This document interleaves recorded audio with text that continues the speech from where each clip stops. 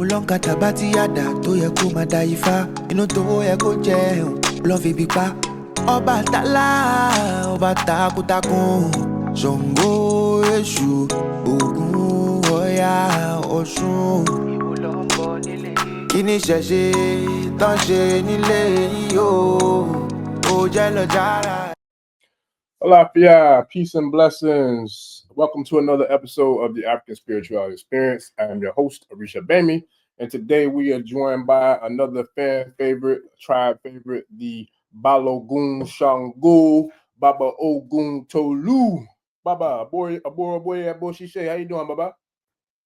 Dada ni agboto iwori wo fun. Yes.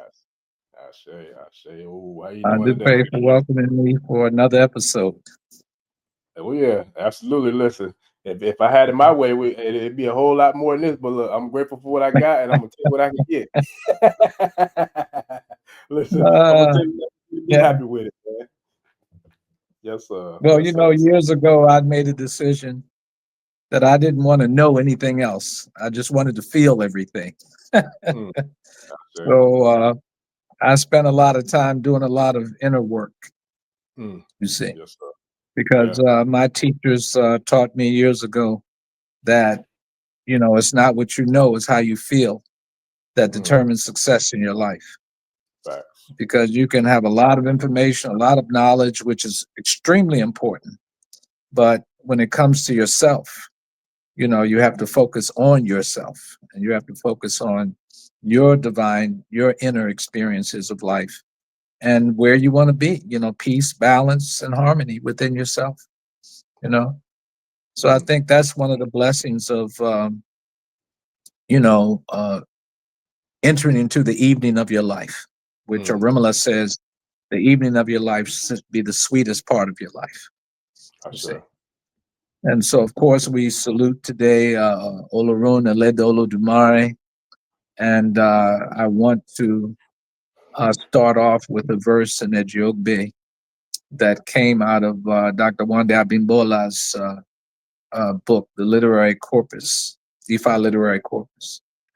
And in that Odu Ifa, it says, I lift up my arms in joyful satisfaction. Ifa divination was performed for Rumila. The father was told that he would not carry his responsibilities till the end of his life. Orumila was told to perform sacrifice, and he performed it. After he performed the sacrifice, he became impregnable. He said, I lift up my arms in joyful satisfaction. Ifa divination was performed for Orumila. The father was told that he would not carry his responsibilities till the end of his life. I will carry my own responsibilities till the end of my life. I lift up my arms in joyful satisfaction. Ashe. So that Odu Ifa, of course, Ejiogbe has more verses than any other Odu Ifa as well. And it's such a beautiful Odu for those of us who are in the evening of our lives, which many consider between mid-50s onward. When you get to a part of your life where you feel fulfilled, you're looking for fulfillment. That's what we're really searching for. We're not only searching for comfort and material gain, all that's fine and dandy. But if you don't have inner fulfillment, then, you're really not where you could be, because that's what it's about. It's about the energy that's flowing within you. It's about the energy that's expressing itself from your inner core outwardly to the world. So that's why I love that Odu Ifa in Ejiogbe. Ashe. Yes. Yes, sir. No, that's what's up, Baba. And that it's funny that you said that just what you just said about the inner work, inner work and working on self. That was the topic of discussion I had yesterday with the young kings. And it was dope, man, because it started out a little slow, trying to get them to tap in, all of them anyway. But then once they did, it was powerful, because one of the things that I was speaking about was, self-love, and learning how to love yourself. And that's something that even me, somebody who I'm 45 now, I've shared, many times that I didn't know how to truly love myself until I was about 35, 36, and it wasn't nothing Yeah. like I had low self-esteem or, what I'm saying, I didn't believe in myself, didn't have confidence. No, it wasn't none of that, but it was just like I was never really shown or taught, how to love myself, like how to look in the mirror and, show value and show appreciation and giving thanks, to who and what I am or what the creator blessed me with. You know what I mean? I give thanks for all those things, but it was different for giving, self-love. And so when we had that conversation yesterday, it was dope because, I mentioned to them that I loved them, and then I asked them, I'm like, how many of y'all have another man, who has a positive influence in your life, tell you love you, tell you that that they love you, and nobody raised their hands. That's what was dope is that Baba Ofun Edi was there, and I remember like 3-4 years ago he said it to me, and it kind of caught me off guard because I'm like, yo, we're not blood related that I know of, but the fact that he said it, it caught me off guard, but in a positive way though. Like, yo, that was dope, man. I love you too, bro.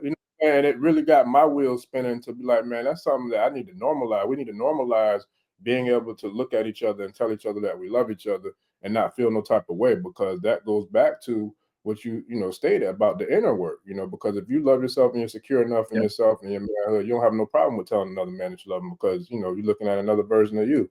So it's dope that, we're starting with that, because I feel like that's something that we need, in our whole community, or hell, the globe for that matter, but especially us, as Black males, we need to uplift and support each other more. So forward to that. Yes. Sir. Because there are different levels in every spiritual tradition. You have the basic level, which is the basic level of truth, which is for the broader community, for everybody. Then you have another level that's for people who are more searching, for this peace, harmony, and balance, that we're all looking for. So you can say that the first level is material. People, the mind is always looking for security, all the time.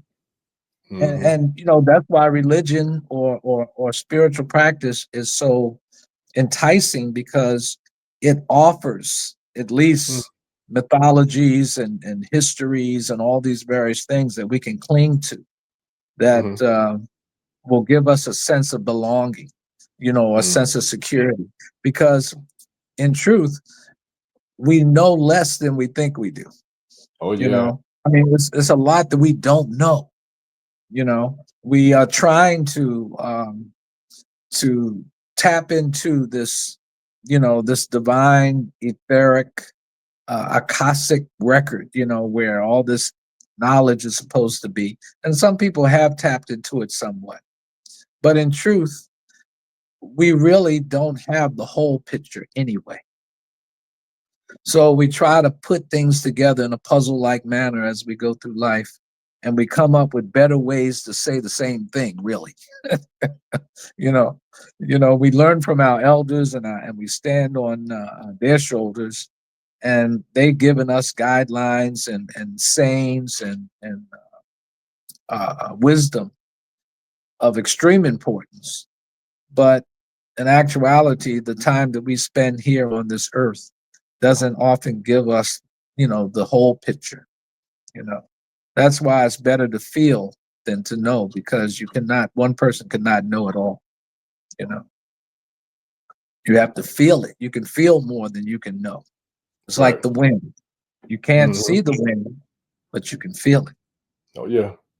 So that ability to pick up energy and vibrational frequencies will give you more to harmonize your inner self than anything that you have in your head. That part. So that, in other words, there's a difference between being smart and intelligent. Because intelligence already indicates intelligence, that which comes from within. And so that's why the heart, which is said to be the instrument of feeling, is always prioritized in sacred iconography. Everybody's looking at the heart and say, oh yeah, the heart represents this divine love, and even the Kemetic system, what do? They weigh the heart, on a scale with a feather. So if you have negative feelings and you have disharmony within yourself, then the weight of that heart on that scale balanced by a feather is going to go in the descending direction. So this is why, Arimala says that we should live our lives as light as a feather, you see, so that we don't harbor feelings and emotions and anger and on that will make our hearts heavy. And also it'll make you age quicker too. You see, it'll make you age quicker. Listen, you ain't lying about that. Yeah, really. That's real. Well, that is real. Yeah, that's right. So when we came up with the the title, The Consequences of the Neglect of Making Sacrifice or Doing Eba, we have to look at what is Eba. And this is something that has always been in my mind. How would I describe it? Sometimes we always look at how other people describe it, but sometimes, you got to step out and make a definition for yourself and what it means to you.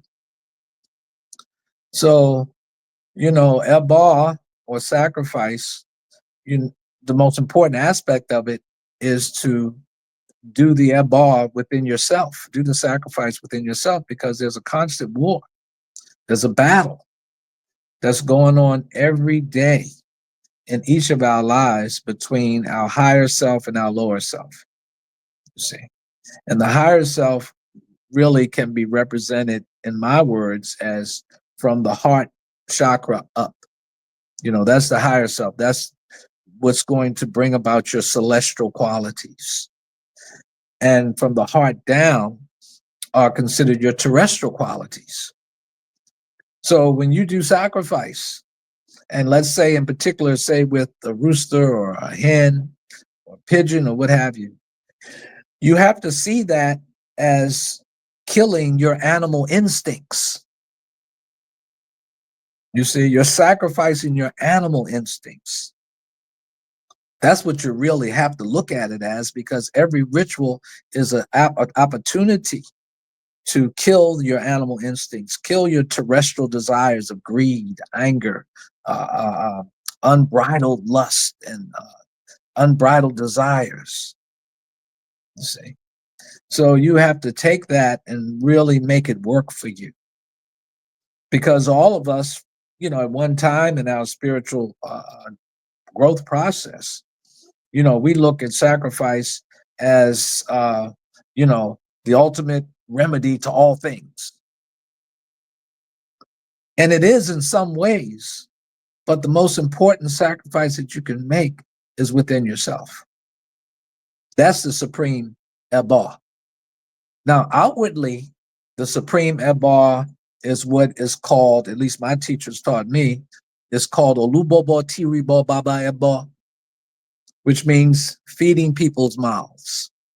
That's the ultimate Eba that you can do outwardly, is to feed people and to share with them what you have. That's the king of all Ebas. And if I'm not mistaken, I think that's an Ofun Meji Epa, if I'm not mistaken. But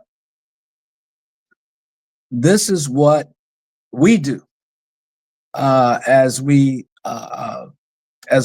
go into the evening of our lives, is what we should do anyway, because, they say the meaning of life is to find your gift, and the purpose of life is to turn around and give it away.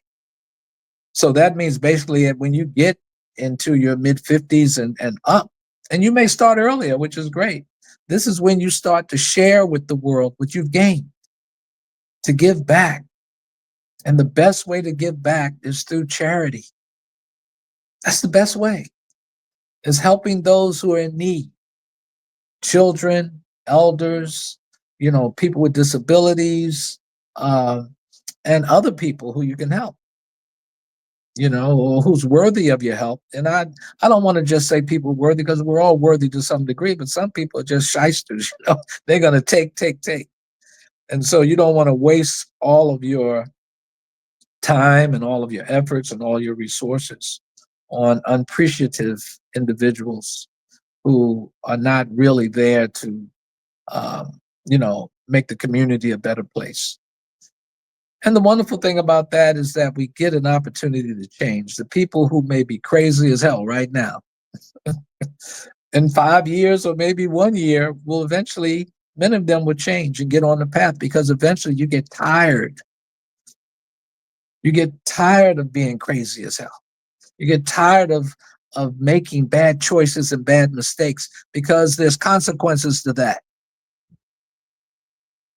Yes. And that leads me into the Odu Ifa Oyeku Meji, which is titled The Consequences of Neglect of Making Sacrifice. And that Odu Ifa says, "You are Oye, I am also Oye. Daylight is just appearing in the skies, but people thought it was already morning. Ifa divination was performed for fish, who was an offspring of the riverbed. The fish was told to perform sacrifice. They told her that she would have many children, but she was warned to perform sacrifice to prevent attacks of human beings. But fish did not perform the sacrifice. She said that it was not possible for her enemies to see her and her children at the bottom of the river. She did not perform the sacrifice. She took her Ifa priests for liars. She called Eshu a thief. She looked fearlessly to heaven as if she would never die. She turned a deaf ear to the warning concerning sacrifice. When human beings got up, they took whole cutlass and ogbon, and they dammed the river and started to drain off the water. But when there was no more water on top of fish and her children, human beings took them and put them on top of pounded yam. It was the commandment of Eshu that prevented all species of fish from complete annihilation on the earth. Ashe, Ashe, Ashe. So when we look at Ebar, the outer Ebar that we do for protection, that's probably the main one, because there's a lot of evil forces in the world. Yeah. That often can usurp, whatever good you're trying to do. Like the saying that you taught me, when you say different levels, new devils, or something like that. Yeah. New levels, new devils, man. That's new levels, new devils. That's I was right. just talking about that Sunday and Yeah. yesterday. Still talking to people That's about right. that. Yeah. So, good and evil are married. Yes. It's like the opposite side of the coin. Yep. And that's part of the nature of the world, the nature of this dimension, this plane of existence that we're on.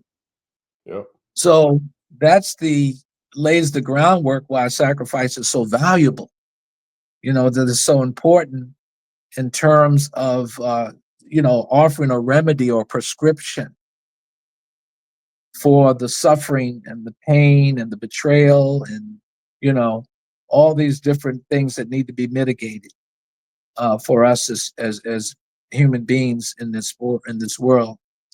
So, the offerings that we do and the offerings that we are prescribed by the priest or the priestess, it doesn't matter if they're babalaos or what have you.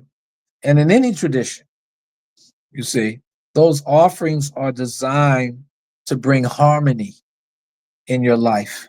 And also what I like to say is they're designed to give you space. It's like moving things back out of the way so that you can have an environment to work in peacefully. So the Ebar is not supposed to do everything for you. But what it does do, it changes the vibrational frequency and the energy in the environment so that you can work to achieve the goal that you originally did the Ebar for. So things are not going to automatically drop out of the sky and give us the rewards that we seek for whatever reason why we're performing Ebar. Because just think of it this way. Think about all the sacrifices that you've made, and think about the people who've been in the tradition longer than you. They're doing all kinds of Ebar for everything. If Ebar worked all the time in the way we thought it was going to work, we'd be flying high, baby. We would have achieved everything and beyond our dreams. But you don't achieve your dreams without work. You don't achieve your dreams without putting in the sweat, whatever that looks like for you. Now, there's some people that may have been born with a silver spoon in their mouth. Of course, they say before we come to earth, you choose your destiny, and in choosing your destiny, you also have to choose your Ori. And if you rush too fast and choose an Ori that's cracked, I forgot the place, Ajalamo, I think it's called. And, it's like a warehouse of Oris, just heads that are casted, from clay. And people rush through, and they see, oh, I like that head. And they grab that head and they put it on top of their shoulders and they rush to earth. But then there are some people who take their time and they pick up that head that they like and they turn it around and examine it for any deformities or any cracks, you see. And so after they're satisfied, oh, this is a good head, I'm going to take that. Well, these are the people that come to earth that it is said they've already done a lot of their sacrifices on the ethereal or the astral plane before they even came to earth. So their sojourn on this planet seems to be much easier than others. And I think it's a mistake for us to say that, people who have more material things are more blessed. That's a mistake, you see. Once again, the ancient teachers and many of my teachers said, no, it's how you feel. Because you can be sitting in a $10 million house or, what I'm saying, have 6 cars and even have a wonderful family. But you yourself are very sad, depressed, unhappy, and there's a void in your life. And you don't want to go up on stage to receive the greatest award, Lifetime Achievement Award, and feel like shit. And that happens often. There are many people who look good who are very, very unhappy within their own selves. And of course, some of that is because of things that they've done in the dark. And nothing is ever done in the dark, really, because there's always some spiritual energy or entity, whether it be our ancestors, the deities, they all see what we do. And as they say, who we really are is what we do when nobody's looking. That's who we really are. You see, what did you do when nobody was looking? Many of my students, my godsons and daughters, some of them are in prison. I work with incarcerated people. And I always tell them, they say, why, Baba, why did this happen? I did the above. I said, a lot of times it's because, it's because of what you got away with is why you're in there. It's not necessarily what you got caught for. It's what you got away with. And that goes for all of us, whether we are incarcerated or not. You can be incarcerated within your own self in prison because you've made some very serious mistakes that no one saw it. Or nobody saw it. Yeah, you're right. Nobody. The person who saw it didn't have a body. Mm-hmm. They were in spirit. And so they always know that we can't, or we should always know that we can't get away with our thoughts, honesty of thought, honesty of speech, honesty of behavior, all those types of things are recorded. They're recorded in the etheric plane or the Akashic records, everything that we do. So to be able to practice, self-sacrifice, sacrifice your lower self, get rid of that aspect of yourself. Even in the Bhagavad Gita, there's a war. There's a fictitious war, a particular area or a field of activity that they call it. But the field of activity is life. And the war is between, some of you may have seen this before, Arjuna and his relatives. And Arjuna is riding a chariot, and he's holding 5 horses, on the strings. And the 5 horses represent our sense, the 5 senses. We have many more senses than that, but it represents the main senses of taste, touch, sight, hearing, and smell. And so Arjuna represents the mind and the mind's ability to try to control the senses, you see. And Krishna, who's sitting above Arjuna, is trying to guide him because the mind is blind. All the mind does is pick up the information, but you have to have discernment on what to do with that information. So many of us go through the outer ritual, whether it be initiation, whether it be ceremony, or what have you.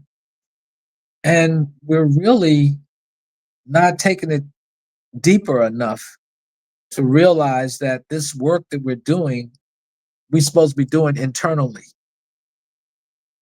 Because what you're trying to achieve is eternal emancipation, internal freedom, eternal freedom. And you only do that within, because this is a transitory world. The thing that the beautiful is one of the Odu Ifas to talk about the time when Rumela was contemplating what was going on in the world, and Orishas were annoyed because Rumela wasn't sharing with them why he was suffering like that, or why he appeared to be suffering in his thoughts. And Rumela kept telling them, "Oh, you wouldn't understand. You wouldn't understand what I'm contemplating." And they begged him, "Oh, Rumela, tell me, what is it?" So Shango, went to Rumela's house to bring some kola nut and offer him, his Ifa, some kola nut. And Rumela had this beautiful woman sitting there. I mean, she was beautiful. And Shango couldn't hold himself together because he was so busy looking at the woman that he kind of forgot about why he was there to do the offering to Rumela's Ifa. And so, he said, "Rumela, can I have this woman?" And Rumela said, "Sure. Yeah, you can have her."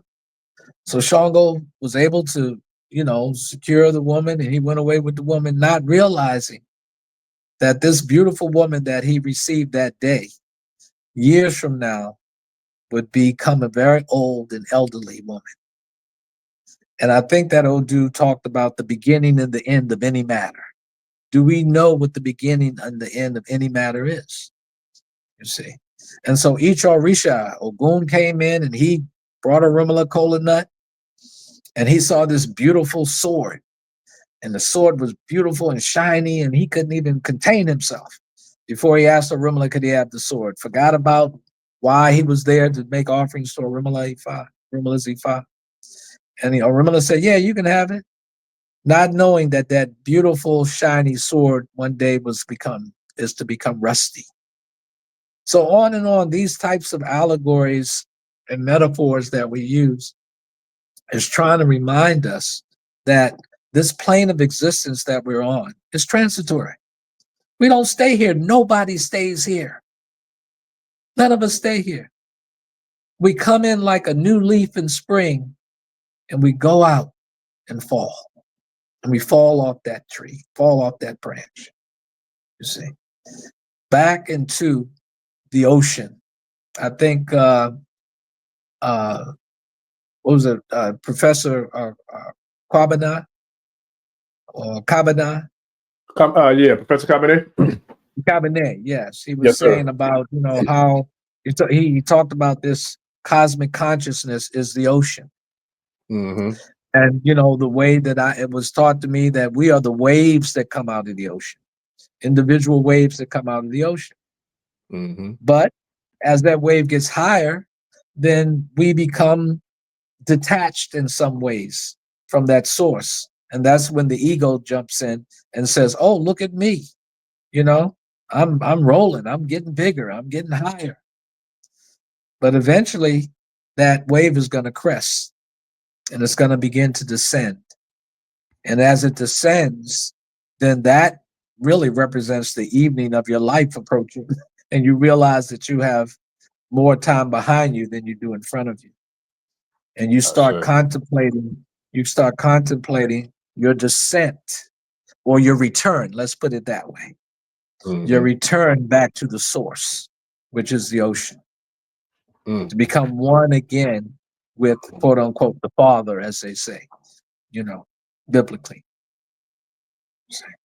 So these cycles of life, it's so many sacrifices and ebars that we make, while you're on this plane, while you're on this physical plane. And the reason why you're doing it. And like I had said before, when we first got in tradition, we wanted to know how to do ebar, how to do sacrifice. That was so important to us. The ritual was so important to us. Making sure we're doing it right. And not that it's not important. It is very important. But what's more important is why you're doing it. Ask yourself, why am I doing this? What is the intent behind it? Are you just trying to achieve one finite goal? Or do you really want to grow spiritually? Because once again, when you leave here, you don't take what you have, you take what you gave. You see, it's all about your feeling. That's your vibrational frequency, is what leaves here with you. And that's what kind of spirit you're going to become. That's exactly what kind of spirit you're going to become. So you have to play the long ball. You're looking for eternal truths, eternal growth, so that you can be prepared for the next plane of existence or dimension, if you're lucky to go there. Because as I was taught, the plane of existence is an environmental or atmospheric condition. You see, like here on Earth, we breathe air, we drink water, what have you. But when you go to another dimension, and that's another whole level, you see, of spirituality. And if you're fortunate enough to put enough time into working on your internal self, then you can graduate to that next level. You can graduate to university level. You can graduate to even a higher level. And there you can fit in with the souls that are already operating in that dimension. But if you go there haphazardly, they're going to send you back, and you'll come back to this earth as a rogue spirit. You see, somebody who came to do harm to other people. Somebody who came to try to impress people with how smart they are. But once again, there's a difference from being smart and intelligent. A child can be smart. You see? Listen. I mean, we see it all the time. When we go to Nigeria, what happens? You see 7, 8, 9, 10-year-olds who can chant more Ifa than any of us can. Oh yeah, I saw it firsthand in when we was in Ilobu. Exactly. You know what I'm saying? But then the next day, you see their parents whipping them with a stick. You know what I'm saying? You know what I'm saying? So I'm like, come over here, get your behind over here. Do this, do that. Listen, you done dropped so many doggone bombs and jewels. Look, I'm taking my notes. I'm trying to keep up with everyone I want to ask a question on, because you dropped so many of them. But shout out to the tribe first and foremost, because they love it. Like, shout out to Tara. She said this is on point and something she's been meditating on for a while. And Kosi had a question. I'm not gonna be selfish. Let me bring Kosi to the floor first, and I'll ask mine. But his question was, Baba Tolu, is Iwa Pele a feminine? Is it feminine in concept? And the reason he asks is that because he wants to know, based off of, I guess, the Odu being a Rumula's wife, and we have to say that we're truly trying to walk into alignment. I guess, he's saying we'll balance.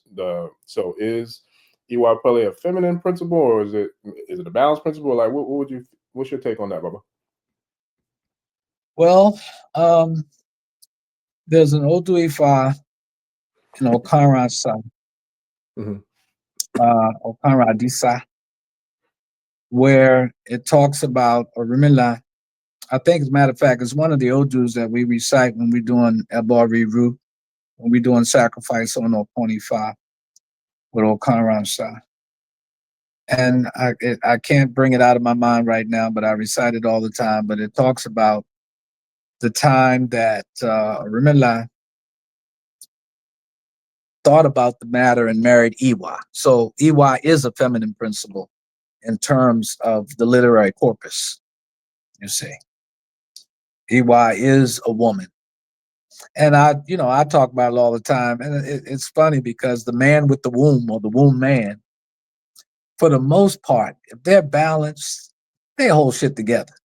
I don't know too many really good women, or if, and that may be a term I shouldn't use, good women or balanced women, who, when they know and have tested that which is right and that which is good, they stick to it. They stick to it. Men, sometimes we can mess up a good thing. We can have something really good and still mess it up. Sometimes. You know what I'm saying? It's like, it's really a shame that we could be like that sometimes, But at least I like to enough say to be this. real about it, Yeah, right. I am too. I had a girlfriend, this young lady that I brought here to Atlanta many years ago. Her name was Ire. And Ire used to tell me all the time, men are stupid. And I hated when she said that. Oh, I didn't like that at all. At all. Yeah. It's hard to argue But then sometimes. one day I woke up and I said, oh my God, she's telling the truth. That's why I said it's hard to We're argue not dumb. sometimes. We're not dumb. Right. Men can be stupid because of our ego and our selfishness, we refuse to even examine the consequences of our actions. Man, we don't think about what's going to happen if shit go wrong. Yeah, that part. If we get caught. That part. That is the issue of the male ego and the male, unless we're in harmony and balance. Because you're gonna be crazy as hell until you're not. Yeah. That's what happens to anybody. But when she said that, she said men are stupid. She didn't explain to me what she meant. But then after I thought about it deeply, I said, yeah, because we don't think about the consequences of our actions, our behavior. We always think that everything's gonna be all right. We're gonna make it through. But when it goes left, then we pay the consequences for it. And it's always a little girl or a woman telling you, oh, I wouldn't do that if I was you. Don't do that. And we disobey and then we pay. We disobey and then we pay. That's facts. Yeah. So men, often we grow as wild weeds. But, the divine feminine energy, your initiation is your life. A man with a womb, or a womb man, or a girl, she has her cycle. That's her initiation, her first one. Right. Oh, yeah. Mm-hmm. Yeah. But if you don't have a rites of passage for a young man, then he can grow up as a wild weed. Yeah. Yeah. And this is what we have to correct. And that's what you do as the Jagun, as well as, you've been doing it before you became the Jagun. Is investing in teaching and guiding and producing responsible and productive male adults. Gotcha. That's right. Yeah, no, that's real. It's so dope because so many things you share and you said I've talked about either on the podcast over the last couple episodes or in person. Most of them were in person with people who I talked to off air and all that. But it's like the one of the biggest things, excuse me, is what you said just now about the ego, but also about tapping into self and like believing in self, because that's one of the biggest things I've been sharing with people, especially people who are on the path to going into initiation, because I'm like, look, you can't think that just because you receive this ceremony and you get that ashe that things go away. I'm like, if anything, new levels, new devil, the bullshit gonna raise and rise up with you, like for real. And look, and I said, because think about it, my very first one with Obatala, it was crazy. Then Ifa, you remember, and nobody better to have this conversation with than you. But Ifa, I got pretty much forced into missing my flight on some BS that wasn't my fault before going. Now, mind you, and that's where I give thanks for, like you said, that shadow work and working on self. Because the old me 10 years ago, I don't believe I would have had the emotional intelligence and the patience capacity to handle that situation. I did, because I know that energy, that other energy, you know what I'm saying, that I don't want to get accessed by anybody, because that's a different kind of energy. And it's like, but it's destructive. That's a destructive energy. And see, I don't want to ever allow the destructive energy to take control over, the ability to build, you know what I mean? And it goes back to even shout out to Baba Stars, because he shared with me the fact that men, we are the projectors, you know what I'm saying, of energy, or ashe, or whatever, even down to the biological aspect with the penis or the phallus being, you know what I mean, the outer, going, and then we produce and shoot to. And then he was like, the feminine, the womb, the woman, the vagina, the female, they're receptive, you know what I'm saying? They are the receptors. They receive the energy. They receive, all that. I was like, man, that's dope. The way he broke it down, because I had never thought about it like that. Yes. But it's a real thing. So with you, Baba, being, which one was you first? Was you an Ogun priest first, or was you an Egungun priest first? Which one did you go through first? No, Ogun priest. Okay. Yes, Okay. yeah. And that was 1980. Okay. 1980, yeah. That was Ogun, yes. Okay. And Ogun came into my life in order to help me rid from my consciousness the fear of death. I was afraid of the spiritual world, the invisible world. And I think I had mentioned before, I'm from Baltimore, and I lived behind Baltimore City Cemetery. I used to play in the cemetery all the time, and I never put two and two together that I need to keep my behind out of the cemetery, so them spirits wouldn't come and chase me at night, while I was sleeping. But Ogun gave me that courage to not fear death. And it wasn't just death. It was, we always concerned about how we're going to leave here, what kind of death we're going to have. And it's a natural phenomenon that I'm sure every soul has gone through as that time approaches, or even, as they grow and contemplate those kind of things. But, I went through my ritual and that ceremony of mine. Interesting enough, I overheard, my godmother, my godfather talking about my death, but they were talking about it metaphorically, what I'm saying? I didn't know that. But, they were saying, yeah, when he dies, da, da, da, da, da.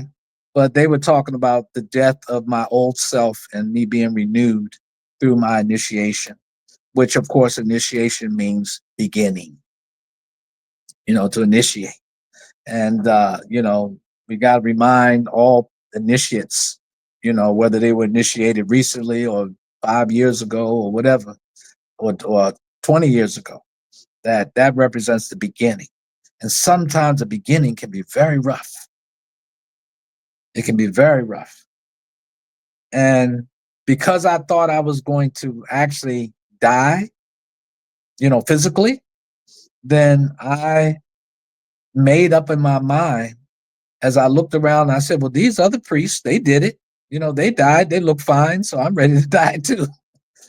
So in that way, I feel like I gave my life for Ogun Ashe, because I honestly, within myself, was ready to leave this earth, or leave to die in the sense of what we perceive as death, so that I can be renewed as a son of Ogun, and that Ogun would enter me, and then I would be renewed, and I would be this new person.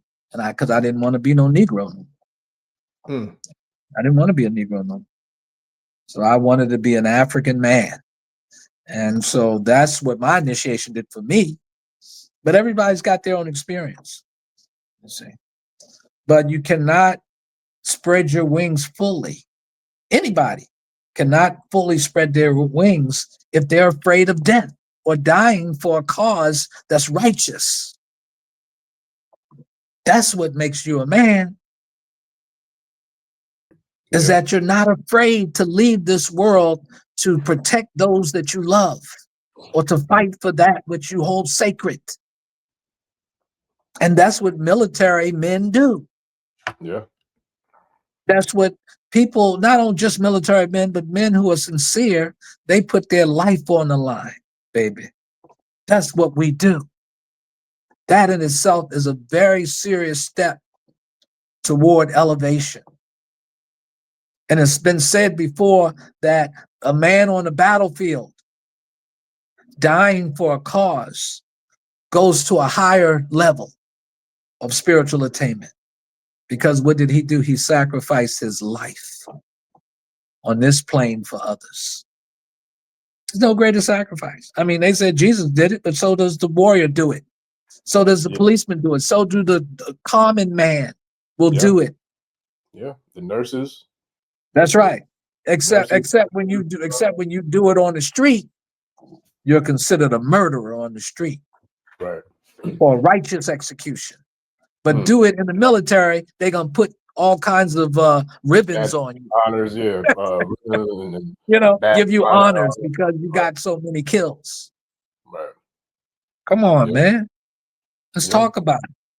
Yeah, and that's all about perspective, because this is beautiful how this is like at least the fourth or fifth time the last week or so that this has happened with this alignment, like these divine alignments, because even that part was something that I talked about yesterday, because it's like sometimes, when we have, especially young people that feel hopeless, or they don't have the best, environment, so they don't have nurturing, because that's your population too. So it's like, I get that, and I can relate to that, like feeling like F it all, you know what I'm saying? And if anybody cross me, you can get whatever, like, you know what I'm saying? So I can relate to that. But I think the beautiful thing about it all this is like to be able to, the way you've been doing your work, for how long you've been doing it, and me is still a baby in this, but there's nothing that I love more, and I told them that yesterday too, than to see the transformation happen right before my eyes. To get somebody when we start talking in the beginning of class and they're looking at me like they want to fight, you know what I'm saying? But then saying something to them or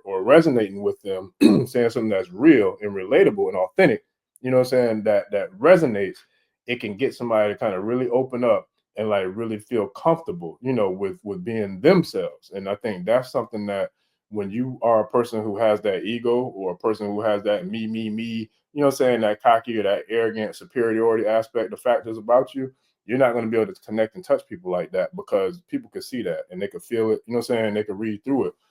So I think it's a divine select few who have the ability to rise to the levels of like a Balogun Sango, or, you know what I mean, like a, HRM, you know what I mean? Like, it's like one of those things where you still have to remain humble, because you can't never put yourself ahead of the people that you're supposed to serve. You know what I'm saying? A king is supposed to be somebody who serves, not somebody, you know what I mean, who's looking down on the same people that he was sworn to protect. You know what I'm saying? And serve. So it's like that's where that whole ego and humility and all that comes into play. From my perspective. That's right. It's true. And look, another important thing, which may be the most important thing, is that men, the African male, black male, we have to practice honesty. You know what I'm saying? Let's be honest and truthful. That part. And what I get from the divine feminine energy is that that's the most despised thing that women dislike about men is our dishonesty. Yeah. We won't be truthful and tell the truth. And in some ways, it's almost like, are we afraid? What are we afraid of? What are we afraid of saying no? Yes, I did do this. Yes, this is what I'm doing. Because a woman will respect you more. Anybody will respect you. Yeah, that's real.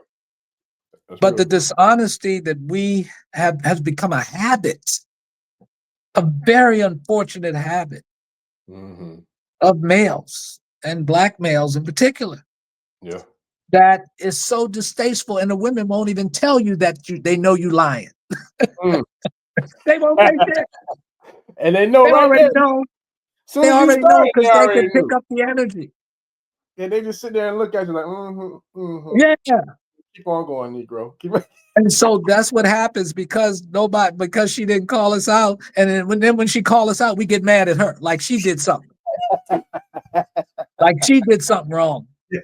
Wrong and strong. Calling me out for something that I know I did. But because she was not there, physically, then we think that she can't perceive it. But let me tell you something, baby. As Orumala said in Ogbe Otura, women are the secret of the world.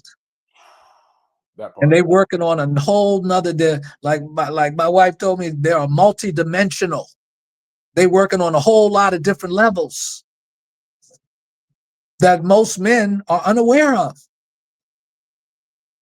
And so if we just make up our minds and shit, I'm gonna be honest, then we have no idea of how joyful or how happy or what that woman is willing to do for us. Because every woman desires an honest man. Everyone does. It's so real too, Baba, because I'm gonna tell you, like, this is something that I've shared, especially with young people, but people in general. For me personally, like, everything that you're saying, I can relate to, because all my I say from maybe like 9th grade, I was like maybe 14 in high school, I think, or let's say middle school, all the way to I was like 26. I think I was about 25, 26 before I ever had my first real relationship that I committed to. You know what I'm saying? But all those years prior, I never committed because I knew I wasn't ready for a relationship. You know what I'm saying? So I just kept it real and kept it 100.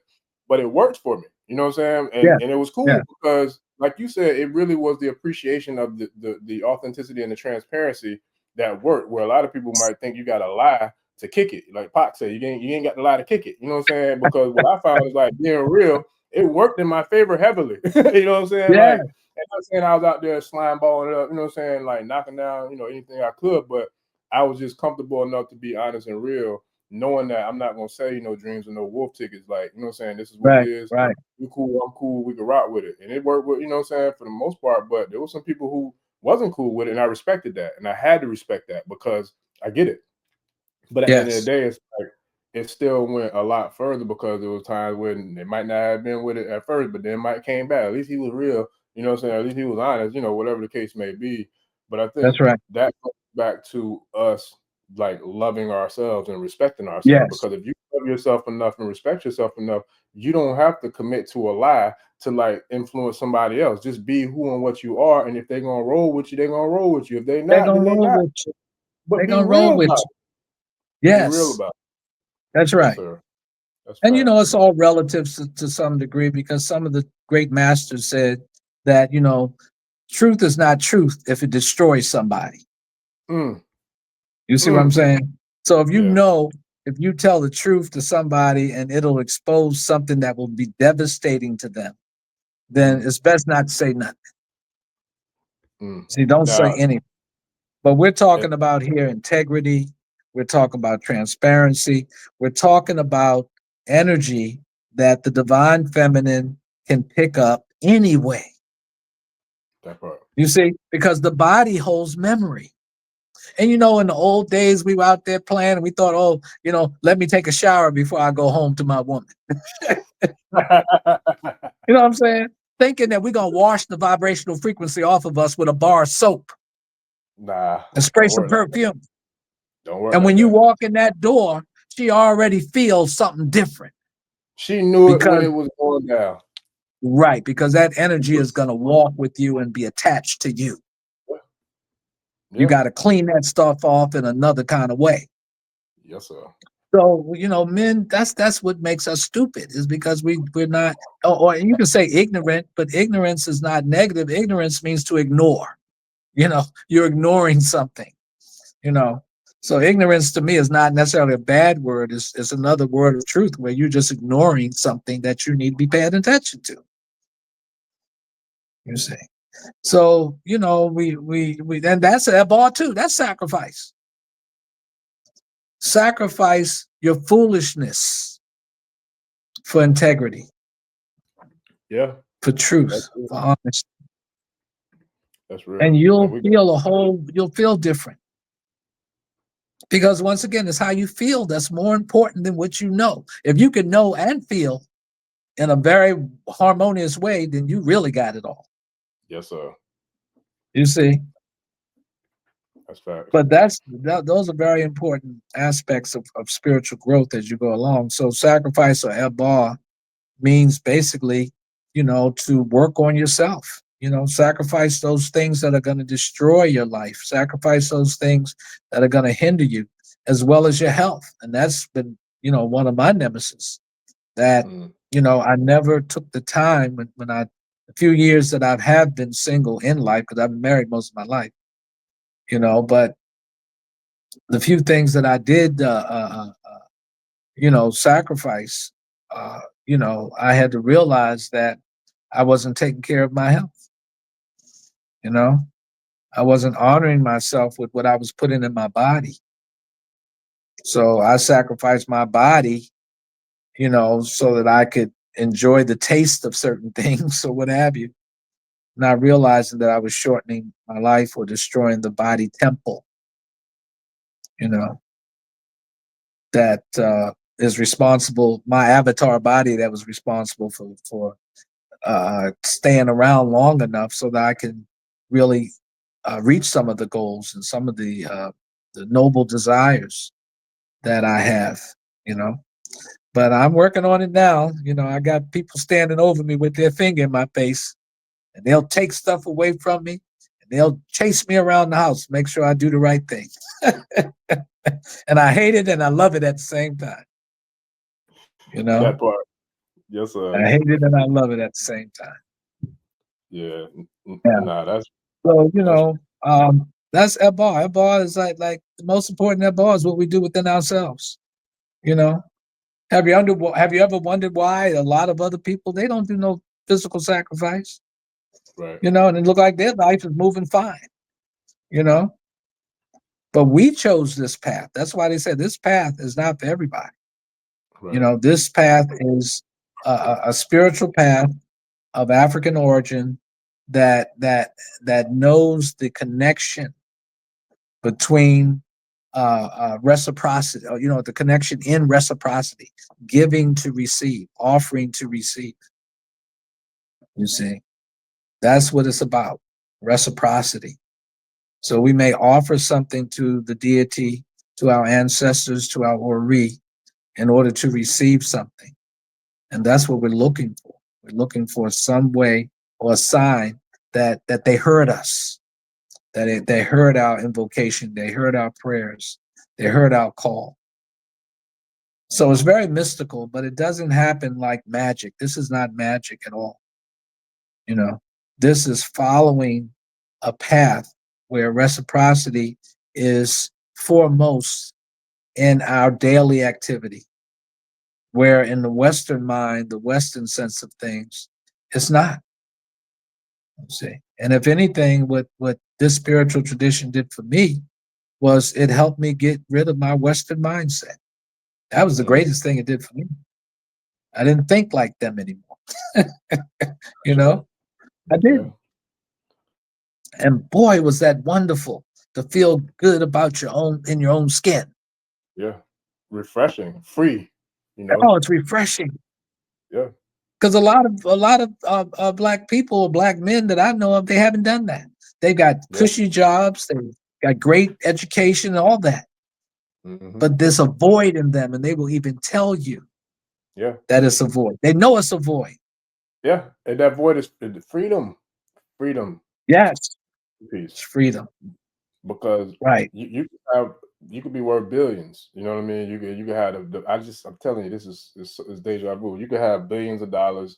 You could have a $50 million home. You could have 50 cars. You could have, you know what I'm saying? You could have 50 women, bras, whatever. But if you don't have what we're talking about now, which is that sense of fulfillment, you know what I'm saying? Like that sense of freedom, that sense of like no attachment, where you could totally be unplugged. You know what I'm saying, unattached, like all that. And then Alien Black Girl just said it, like liberation. Like that's really what it's about. It's about being that's what it's about. Liberation. That's right. We need to increase that discussion. Fulfillment. That's a powerful aspiration. Yes, sir. Work on fulfillment. What is it going to take you to be fulfilled? What's going to fill you up? I remember for years when I was out in California, And I knew something was still missing. I was in my late 50s and I was asking the ancestors, let me feel something let me feel the way that I should feel. And I prayed and I prayed and I prayed that same prayer every day. Ancestors, please let me feel something because I know there's a void here. I need to feel it. And I swear to you, I woke up one day and I felt it. And I said, thank you, Modukwe Egungun. And I went to them and tears rolled out of my eyes, but my heart was full. It was full. I felt it. And it took sincerity to another level. And so Rumala says he is only as sincere as you are. So if you don't have sincerity as a key component in your spiritual life, you're not going to spread your wings fully. You're not going to be your best self. You're not going to be able to walk in a room and have spiritual people there who can look at you and say, yeah, that brother got it going on, or that sister got it going on. Because so many of our people can read your ass. They can read you. They can read your frequency. They know your energy. They know if you've been spending time working on yourself. They know if you've been trying to become more inspirational or to become a better human being. They know it because that energy is attracted. You attract that energy to you. And so when black men say, hey, you feel me? Yes, guess what? There's people who can feel you. And you have no idea who they are. You can walk past them in a grocery store and they can read you, baby. Yes, sir. They can tell you everything that's going on with you. Yep. That's fact. And you prancing around like you this and you that. We got all kinds of big titles around our neck. And we ain't shit. We ain't shit, bro. Listen, that's right. I'm glad, we got all kinds of, look, we got skeletons in our closet, but some people got a whole bunch of them in there. Some people got cemeteries and graveyards, man. They got They got a cemetery in there. Yeah. And they got all kinds of secret stuff going on that they don't, that is not even a secret because the spirit and people can read you. The mothers can read you. Yes. The EME can read you, baby. So that's the important thing about being transparent, because you never know what blessings are waiting for you. Yes. Until you start walking in the light. That's facts. And you know until what? you truly start walking in the light. That's the most important thing about this. It's not Yoruba. It's not Akan. It's all of them. And I just want to throw something out there. We need to start looking at the Igbo tradition. We need to start looking at the Igbo tradition, because the Igbo tradition is powerful and beautiful. Yeah. Their traditional spiritual practice is just as beautiful as Ifa. But they call it Afa. It's the same thing. Mm-hmm. But it has some beautiful concepts in it. Yeah. So, that's been something that has interested me a lot more in the last year.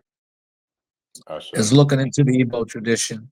And, of course, in Yoruba land, the Igbos and the Yorubas have a history, and they don't always flow as nicely as we would want it to.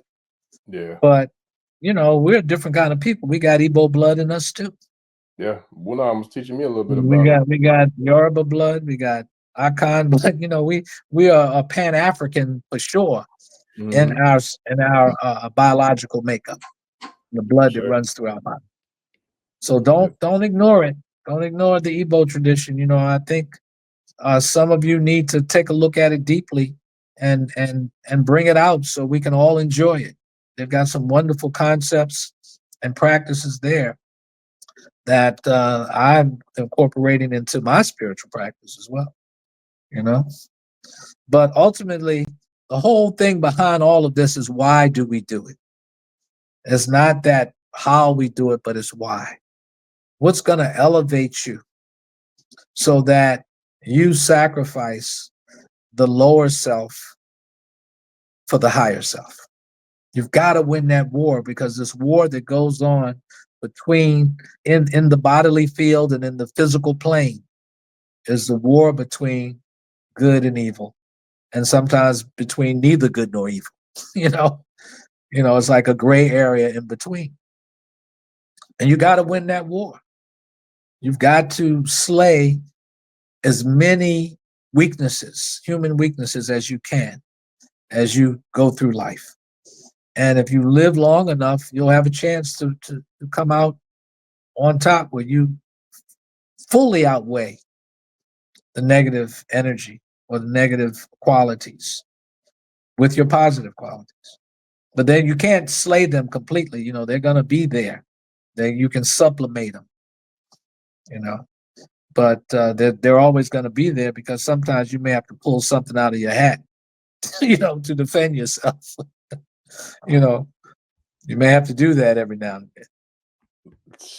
Look, depending on where you're moving and how you move, you might have to do that a lot of times, and then.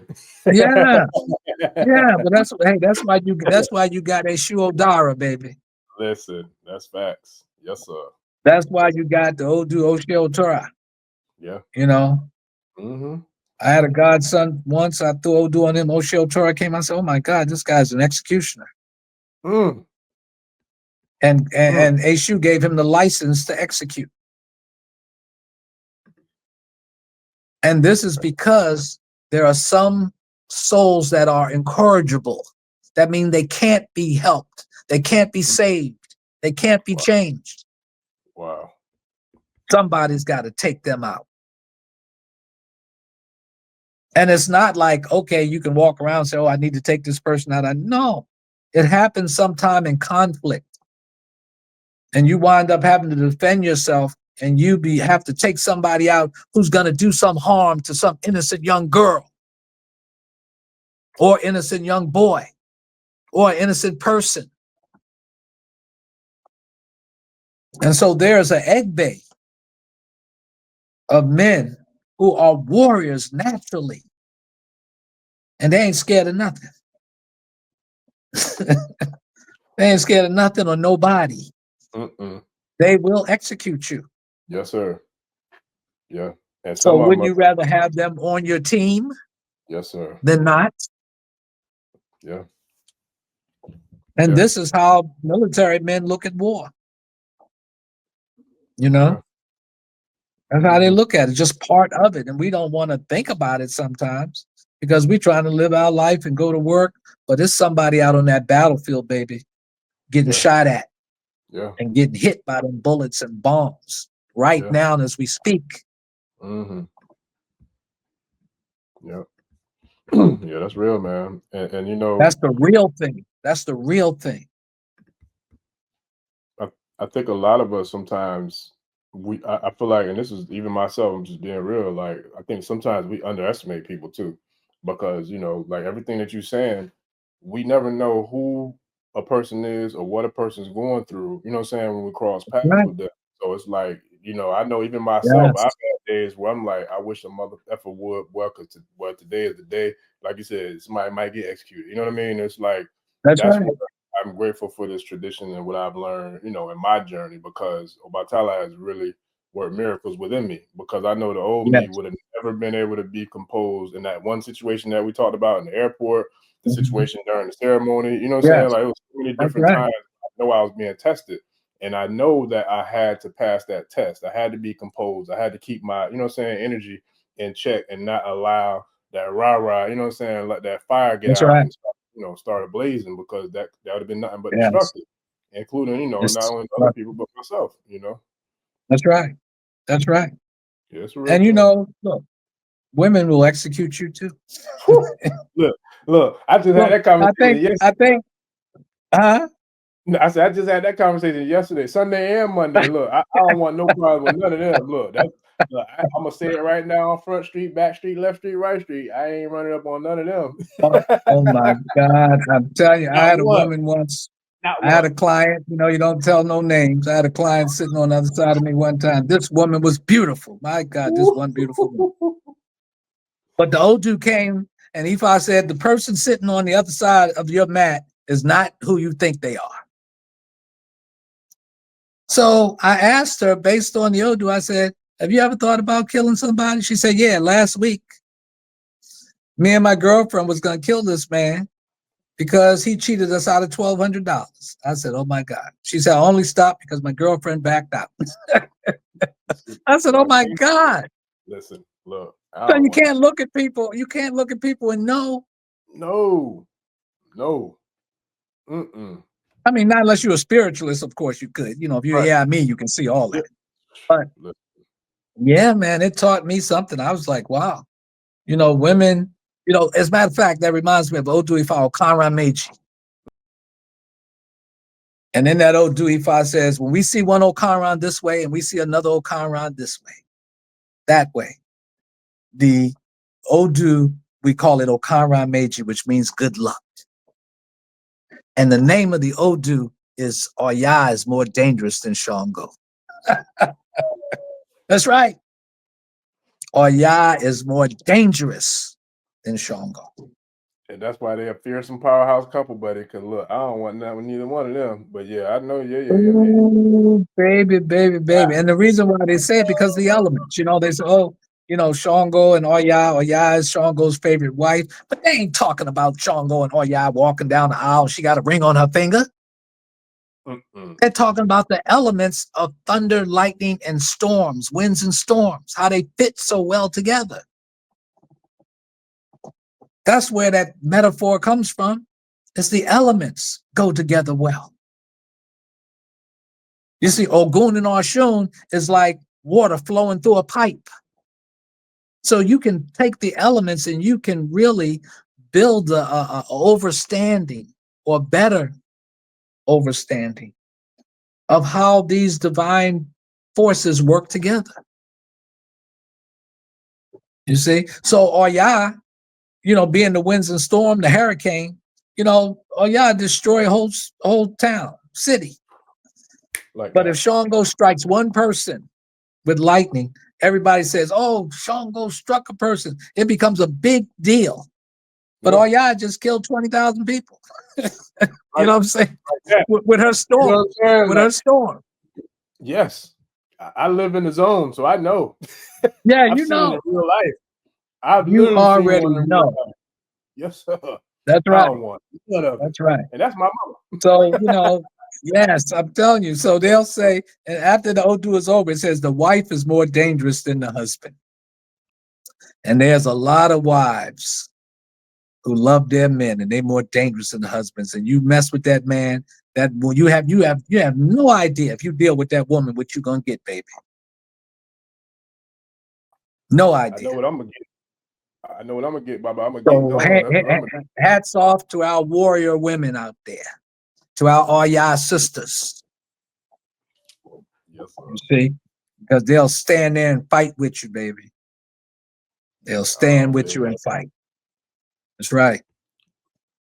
So we salute Oya as well. Look, I'm gonna say this too. And listen, I know, fellas, I know y'all know, at least the ones that's halfway bright, y'all know she ain't got to be an Oya either to be a problem. So, ooh, that's right. Because Oshun is the conqueror. Oshun will tear you up. She will tear you up. Yes, sir. You know, she will wipe you out. And that's why, you know, look, she's the face of the Iami. All of the female deities are Iami, but Oshun is the face of it. You know? Yeah. So, you know, even though her sign is open hand, the giver, don't get it twisted. She will give you hell too. Oh, yeah. You know, in that laughter and in that smile, you know, she think about how many times she gonna cut you. Look, or and she can do that with her tongue. Oshuna can cut you with her tongue. She got a very dangerous tongue, boy. She'll whip you, beat you up. And it might even taste like honey. You know, because I know. I don't know if I'll ever get over how the sand in the Oshun Grove literally smelled like fragrance. I don't think Yes. I'll ever get past that. Like that blew That's right. my mind to another That's right. dimension, Yeah. constellation, you know what I'm That's saying? right. Galaxy, whatever you Yes. want to call it.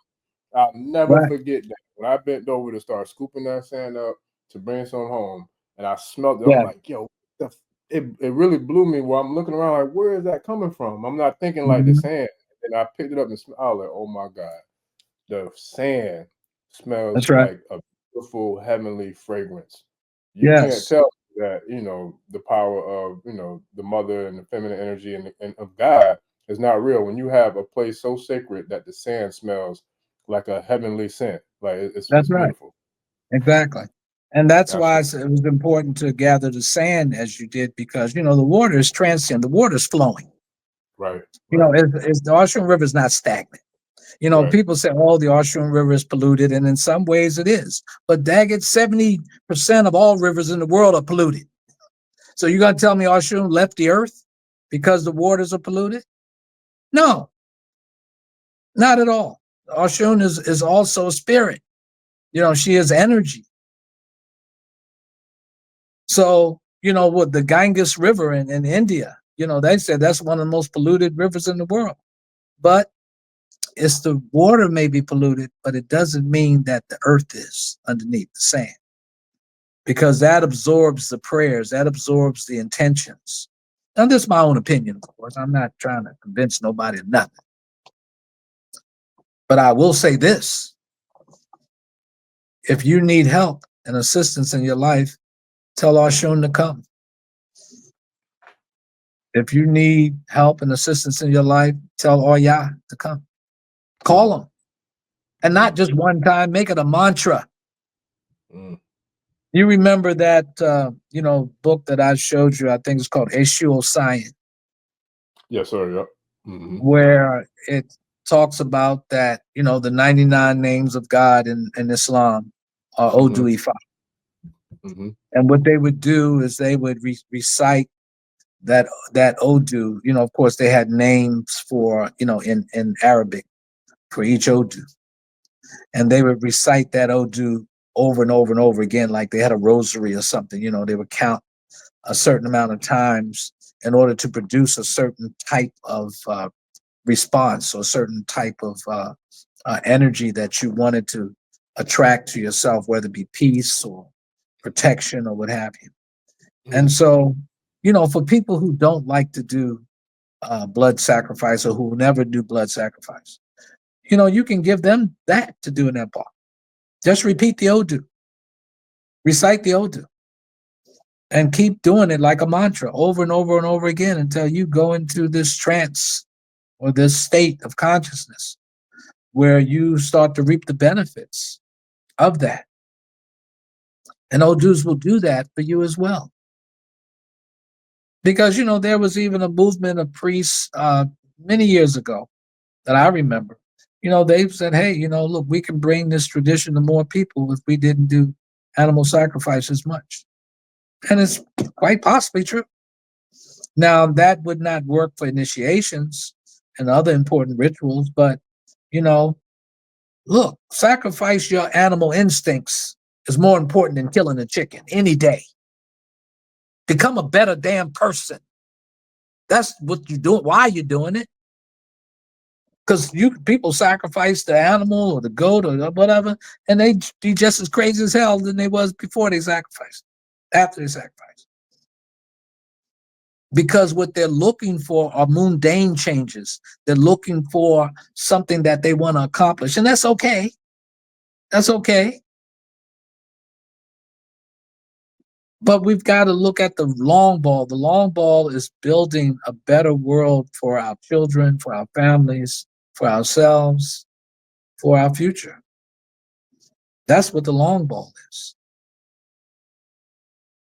And if we get caught too much into ethnic or tribal identity, especially when we do not realize that, the melanated man or woman and woman is what we really need to try to build a better community for that. But once you get to the continent, then you've got all these different ethnic groups, and they've created their own cosmology. And they could be 5 miles away from each other. And they got a whole nother spiritual tradition going on that they hold sacred. So what do? You know, we have an opportunity here as Africans in the diaspora to knit all that together, to take the best qualities and the best expression of divinity and the best rituals and ceremonies and knit it together. Right now, what unites us fully is the giving homage to our ancestors. That's all over the continent. You know, that's all over. But we have an opportunity. That's why I say we need to be Pan-African spiritualists in that way. You know, of course, you know, they say you can be what they call it, a jack of all trades and masters of none. Some people are mastering the Yoruba culture. Some people are mastering our Khan tradition. Yeah, that's all fine and good. But how are we going to come together after we master each one of these traditions? You know, what is the greater goal here? The greater goal is unity. You see, to right the wrongs that were forced upon our ancestors. So you've got this situation in Burkina Faso right now, and you know, you're seeing young people being inspired, and people got to remember over 50% of the population on the continent is 25 and younger. So they are the next generation. If you can inspire them and get them on the right track and support them, like we got, you know, 37-year-old president, you know, Ibrahim Traore. I love him. Yeah, you cannot. How can you not? He I don't know why, but for some reason his whole presence, to me, I feel like he's like a hybrid between a modern day Jean-Jacques Dessalines from the Haitian Revolution, but also an embodiment of Ogun, because I feel like Dessalines was Ogun. You know what I mean? I feel like he is today's version of Dessalines, you know, fused with that power, you know what I'm saying, and I share of Ogun. That's right. That's right. Ogun is a straight shooter. You know, Ogun is disciplined at his finest. You know, Ogun can tear shit up too. But at his finest, Ogun is discipline, is honor. You know, like you said, in West African tradition of what we call the Yoruba tradition, when they went into a court of law, they swore by Ogun that they were telling the truth. Same people. Some people put their hands on the Bible. Some people put their hands on the Quran and swear. But in our tradition, in the Yoruba land, they swear by Ogun that you're telling the truth. This is fact, baby. You see, because no other Orisha acts like Ogun does. You know, all Orishas act in their own way, but Ogun is serious in that way. Nobody wants to put no iron and flesh together. You know? So if you want a serious oath, take that oath on Ogun. Take that oath on Ogun. That's how you move in that way. You see. So do you have anything else you want to mention, Jagun? Oh yeah, for sure. We got several questions. I just want listen. I told everybody, I said, look, I'm gonna bring the questions to the floor at the Baba. Stop dropping them gems. I don't want to interrupt the flow. I said I'm gonna wait until you finish, man. But shout out to Wunam, man. Wunam just came through to show love, you know, to tell you some love, man. It's funny because we was just talking about her not too long ago. Shout out to Baba Oguntolu as well, man. He had me cracking up Thursday on the live. Wunam, I should be uploading right now, man. That thing should be going live in the next, hopefully 30-45 minutes or so. Okay, I see.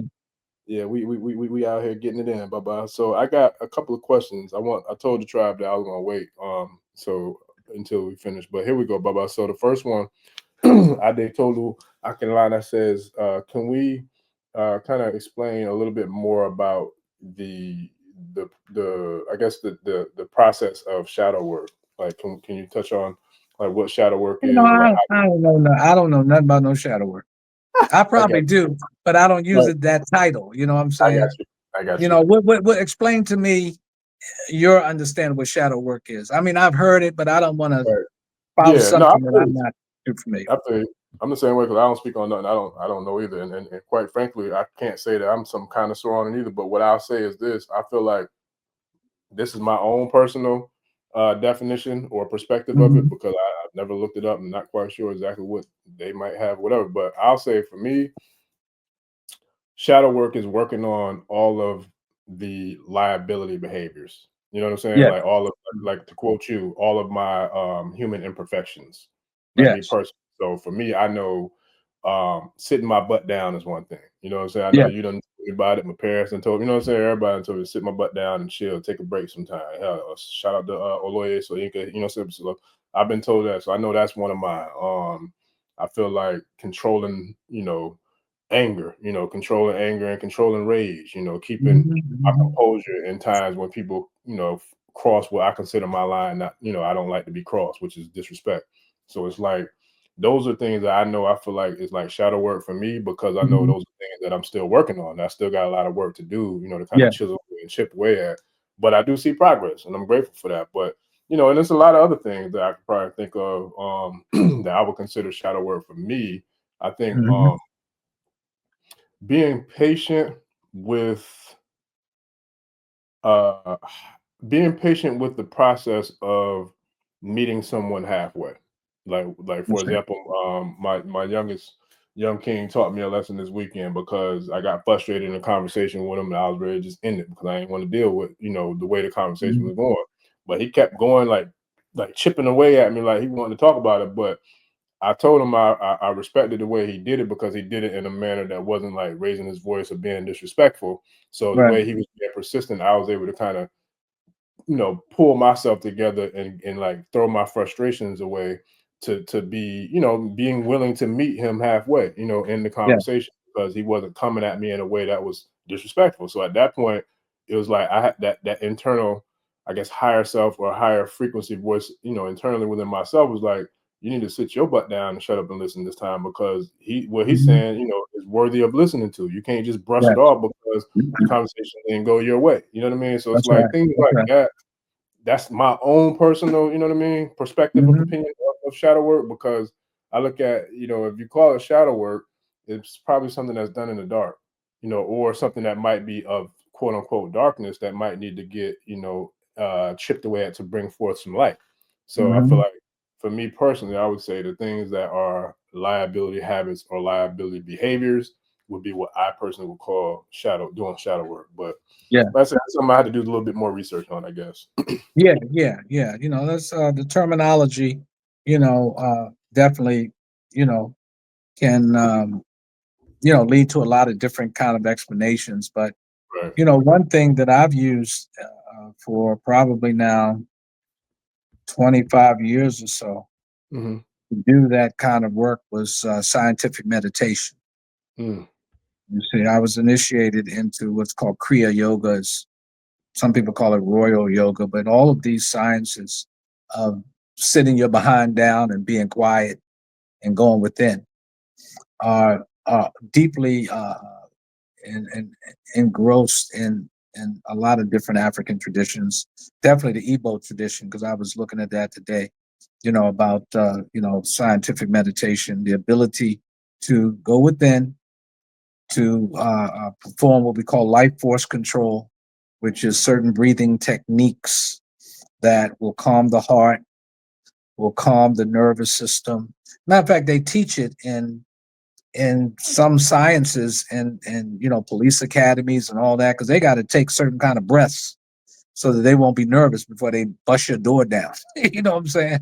They already know. So these particular practices are very useful in calming oneself so that you slow down your breath because the slowing down of the breath is synonymous with calming the heart.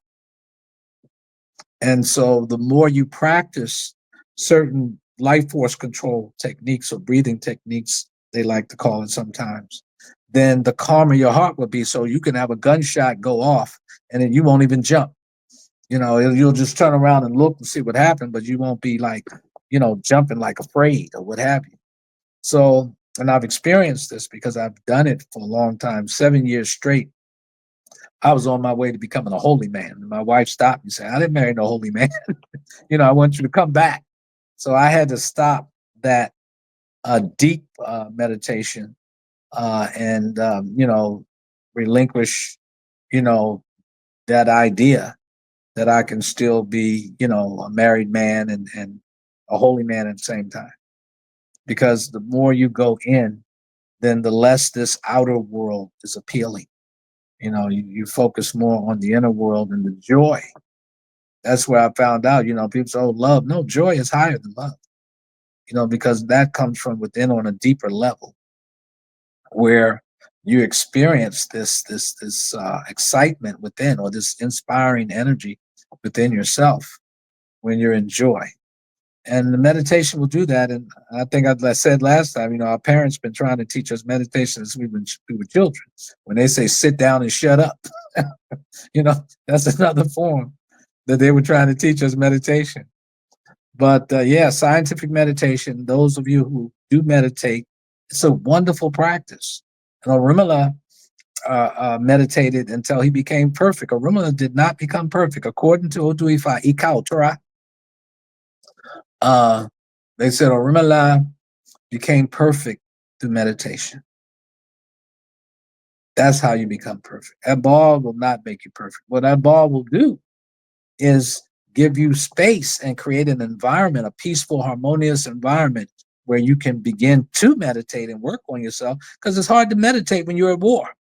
It's hard to meditate when you're under stress and you got all these other people around or situations around that's tumultuous. You see, but when you have a peaceful, harmonious environment, hopefully in your home, because that's where it should be, if anywhere, then you'll have an opportunity to sit quietly and be reflective and introspective, you know, on yourself and your life. And you've got to have no thoughts. You know, and that's why they say when you breathe, when you do a lot of the scientific breathing, that you watch your breath, because watching your breath will help your mind not to wander too much.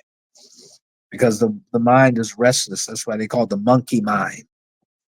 You know, the monkey mind will take you from one thought to the next, and you'll go back and forth. You'll be all over the place. So being able to calm your mind and to truly rest your mind, thus resting your heart, your motor nerves, your nervous system, it's all connected. Then you can reach what is called these higher states of consciousness, you see. And this is what the Odu Ifa Oyeku talks about, how Orimala became perfect through meditation. I think I even did a podcast on my Dancing with Ifa, which I haven't done anything with that in a while, but it's there. And it talks about how Orimala became perfect through meditation. So meditation is definitely a very important part of spiritual growth in any tradition, you see. And there's different forms of meditation. You know, people use dancing for meditation. People use, poetry for meditation, different forms of it. But, you know, what they call royal yoga or royal meditation is actually working out in yoga poses. I think it's called asanas. Yoga poses, the stretching in order to what? To calm that nervous system, to get your body relaxed so you can go in and have less distractions. Because the world is very, very distracted. Children on computers all the time and, listen to music all the time. No, sometimes you just need to be quiet so you can hear what spirits got to say.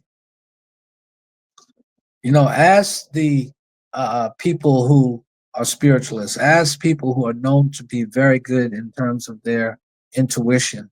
They listen. If you got a lot of noise around, you can't hear what spirit's saying. You need some time where you just listen, and they'll talk to you, and they'll tell you what you need to know, and how you need to move. You see. Yeah. So meditation is important. Yeah, that's deep, man. Shout out to the tribe, man. I see them, they going in with the comments, everybody commenting, showing love, asking questions, they getting answered by other tribe members. So I don't even gotta bring a lot of them to the floor, man. So shout out to all y'all for the love and the camaraderie, man. It really is a tribe, man. And I appreciate all y'all. And it's growing, man. So shout out to the new subscribers too, which my apologies, I normally do it in the beginning of the show, but we jump right in. So shout out to all the new subscribers, shout out to all the new members of the channel, shout out to the new members of the community, man. I appreciate all of y'all. And look, we're here now. We're just getting started. We got a long ways to go, but we're gonna get there. We're gonna make it do what it do, babe. We're gonna make it do what it do. Yes, sir. Okay, Baba. So I got a couple more questions. I know we're getting late, but one of the questions I'm gonna ask one of mine real quick because it's something that hold on. It's something that I see that's a common theme among especially people who are new to the tradition or just new to African spirituality, whether it's Kemetic metaphysics, whether it's the Kemetic, pyramid builders, whether it's Ifa Sheshe, whether it's there's so many different spiritual practices out there right now. And something you said earlier, I really appreciate you saying. Also, I'm gonna go back to what you and the Three Good Hearts organization, because like the first time I interviewed y'all, I remember how impressed I was of how all three of the founders was from a different spiritual faith background. And to me, I remember telling you like, yo, that's something that I hope is like a spark to change the world, because one of the biggest issues that we've been dealing with is allowing religion or spiritual beliefs or practices to be a division, amongst us. And y'all showed me firsthand that's some bullshit, because I'm sitting here looking at a whole Babalawo Ifa priest, I'm looking at a whole Christian, and I'm looking at a whole, follower of Islam, and y'all all partner together and work harmoniously. So I'm like, man, if we could use y'all as the blueprint and as the prototype for us collectively as a culture, man, we ain't got nothing to worry about. Shout out to one of my heroes, Malcolm said it best. He said, religion ain't working for us clearly, so we need to put that in the closet and worry about nation building, like you said, becoming Pan-African. And then if it's necessary, we go back to dealing and sorting that foolishness out after the fact of us getting the oppressors boot off our neck. So I agree with that 1,000,000,000%. And it's like, that's one of the things that has impressed me with not just the relationships that you have, but also to see how they come together and like ego, spiritual practice, religion, none of that stuff played a role in you being able to build and work with people based off of who they are and, not who they pray to. So can you kind of speak to that, of why, you are willing to do that, and why that's important that really all of us should be able to do it? Well, I think because, I over the years, I developed the taste for sincerity. I love sincere Black men. I love Black men who are sincere about what they do and what they believe.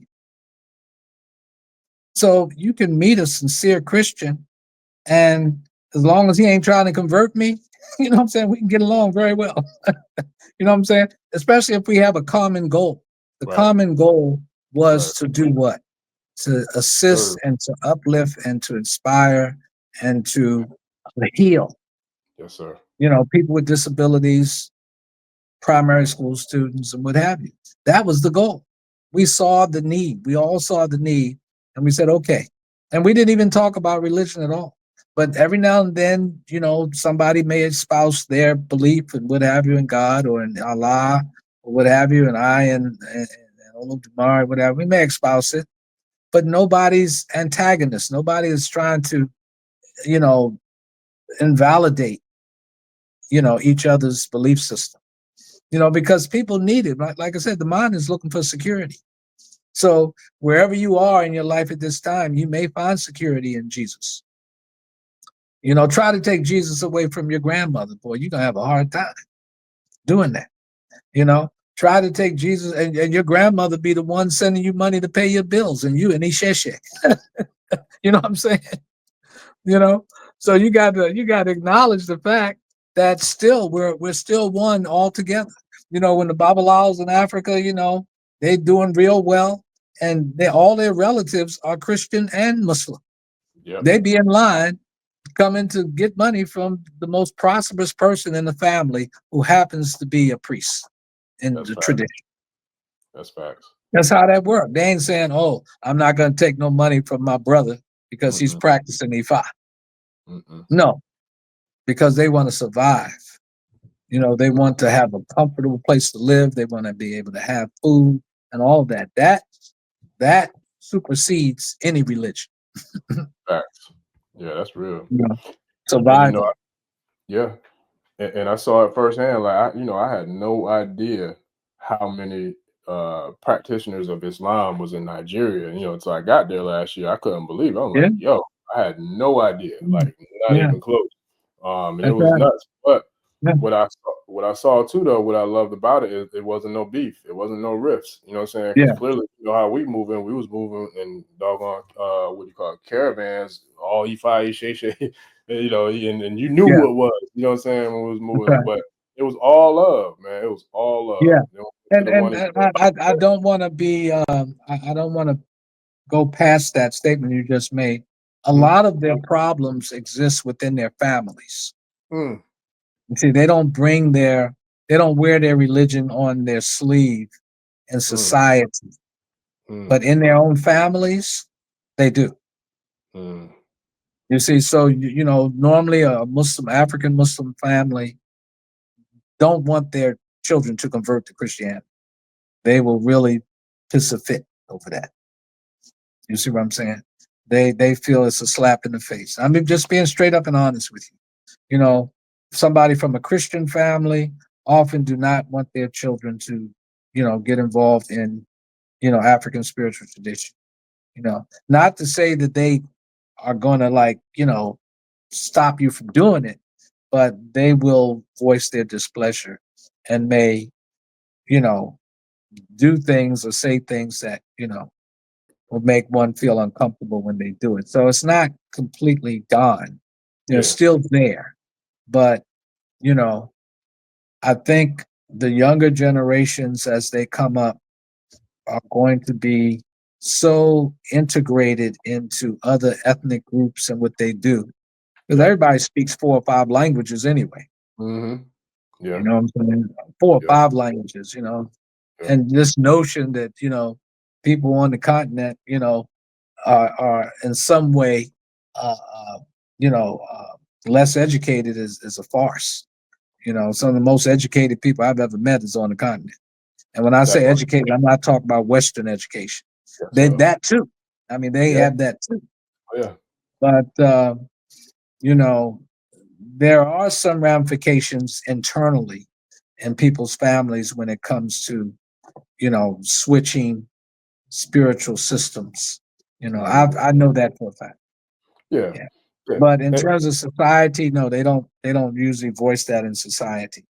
You know, not unless you go up north, like northern Nigeria, you know, where they have you know, people who want to impose Sharia law, you know, and you know, have you know, those types of things where people say, no, you know, I don't want to follow that.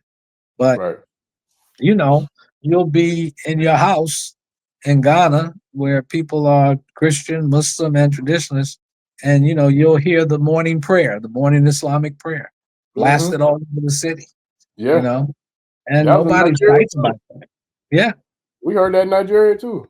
Yeah, in Nigeria as well. So, you know, people have learned how to coexist and you know, if the Christians wanted to, I guess they can get on a speakerphone and, you know, say the Lord's Prayer, you know, or the traditionalists can get up and, you know, recite verses from Ifa, you know, over the speaker. But normally, as people who are practiced traditionalists, we don't try to impose.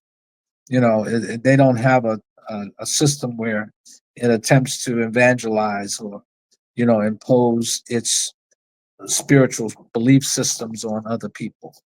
You know, yeah. That part. Yeah. And you know that's a powerful statement because of course not everybody is on the same page when it comes down to it. But if you think about it though, and I know you know this, and you know because you got a lot more experience with it than I do, but if you think about it for real, the worst, I feel like personally me, my little young whole 45 years, I feel like the worst wars are the internal civil wars. whether it's internally in the household, you know what I'm saying, from the familial construct, whether it's in the parent, children relationship, construct, or just the, total family sibling, you know what I'm saying, construct. And then let's just keep it, if we're going to keep it a buck, let's keep it a trillion. And if we're going to talk about spiritual communities, me personally, I've seen the most damn rifts in the communities. I don't care if it's a church. I don't care if it's in the Kingdom Hall. I don't care if it's in the mosque. I don't care if it's at a Isheshe Bimbe. I've seen the most bullshit civil wars, beefing, going back and forth, bumping heads internally, you know what I'm saying, than I have externally, which is kind of mind-boggling way, but that's the reality that I see, you know what I mean, in regards to what's going on. It's true. Yes, you find that for sure. Some of the worst experiences we'll have as human beings in terms of peace, harmony, and balance come within our own family. And family is just another term for familiar. The people you're most familiar with. So we see tragic and tragedy, within family relationships, mothers and daughters, and we talked about last time, there's a very serious problem in the Western Hemisphere and probably everywhere between mothers and their daughters. I mean, very serious, and of course, fathers and their sons, we can manage, talk about that too. But I think the one that's affected my life directly more than anything else is, what I've observed is what, mothers and daughters go through, and how daughters are affected adversely by bad relationships or tragic relationships with their mothers. And that's heartbreaking, to see that, and we would pray that, on the road to healing, especially for those who practice African spirit tradition on the road to healing, that they would work on trying to correct that, because, like a Oshun priestess told me once, she said, my relationship with my mother changed for the better when I decided that it was my responsibility, first and foremost, to be a good daughter, than to expect my mother to be a good mother. And she said when she became a good daughter and put all that other stuff aside, because she didn't know the trauma that her mother went through as a little girl that maybe affected her attitude toward her. But she said once she changed that attitude, her own attitude toward her mother, she said things improved greatly in their relationship. So that was a very mature and wise strategy that she took, because there is a pecking order in life,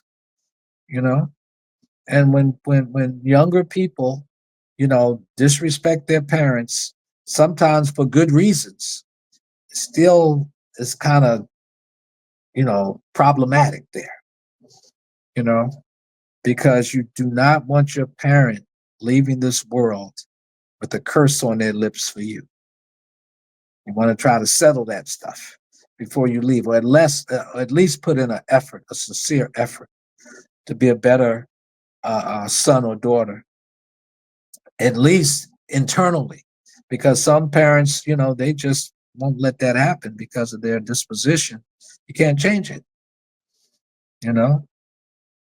But I've seen mothers on their deathbed, brokenhearted, because of how their daughters treated them while they were on their deathbed. Breaks your heart, man. There are a lot of people. There are more people that die of a broken heart than you can shake a stick at. And if you ever had your heart broken, and I'm not just talking about love, a love relationship or what have you, but when you have your heart broken, it feels like it's broke, it broke in half for real, and you cannot reach in there. You cannot reach inside of your body and stroke that heart and rub it to soothe it. It's tough, man. You got to cry that out. Yes. Or you got to do something. Or some people commit. Yeah, some pray it out. Some people commit suicide.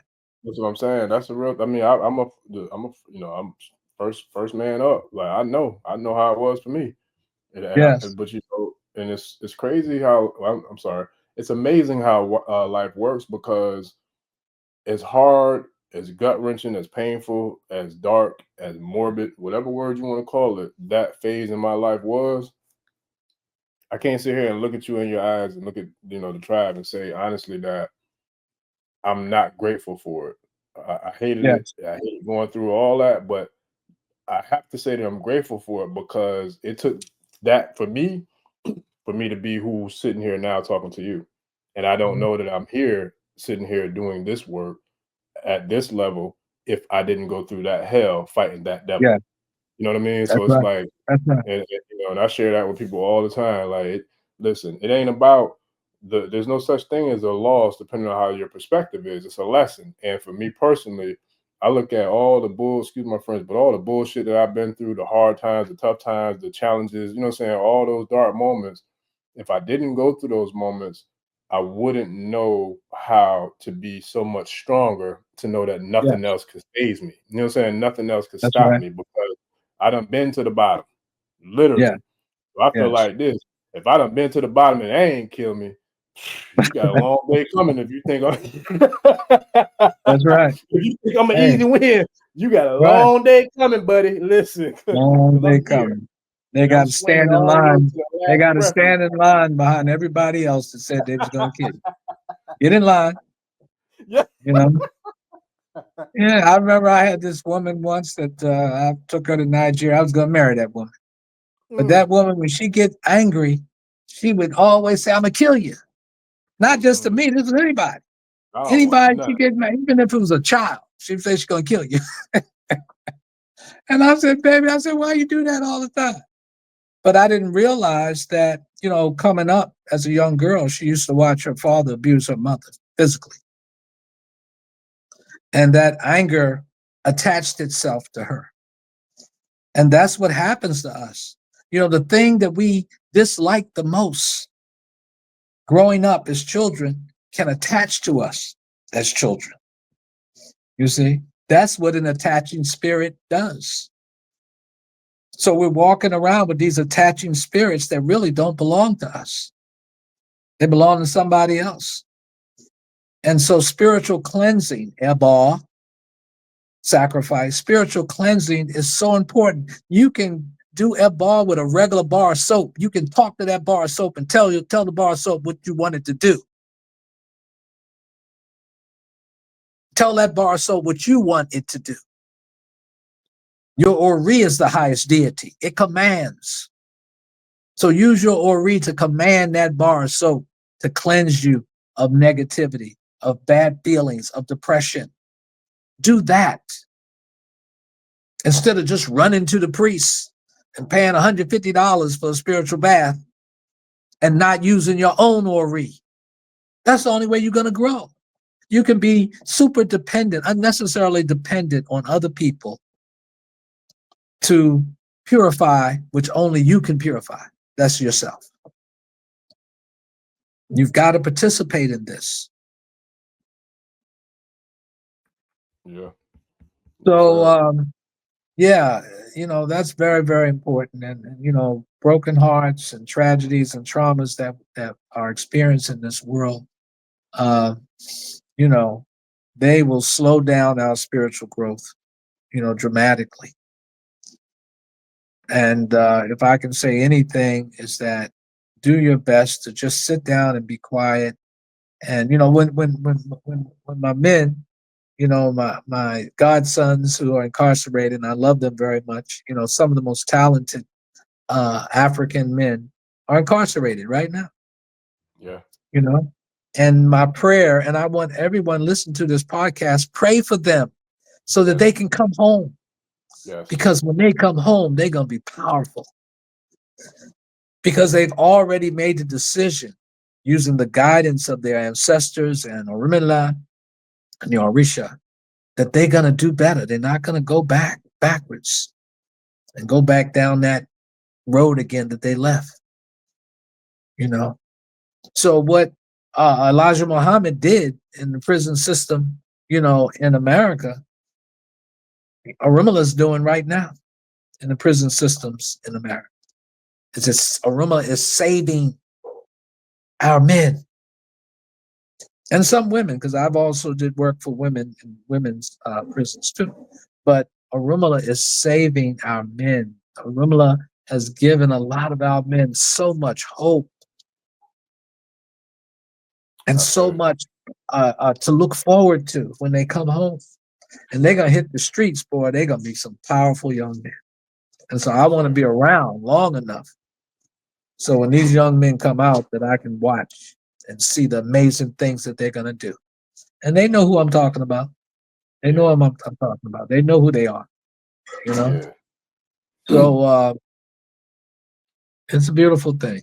It's a beautiful thing. So let us all pray for a lot of our men. And I ask and I plead with mothers who've lost their sons to, you know, to violence on the street and all of that, you know, to forgive and to heal.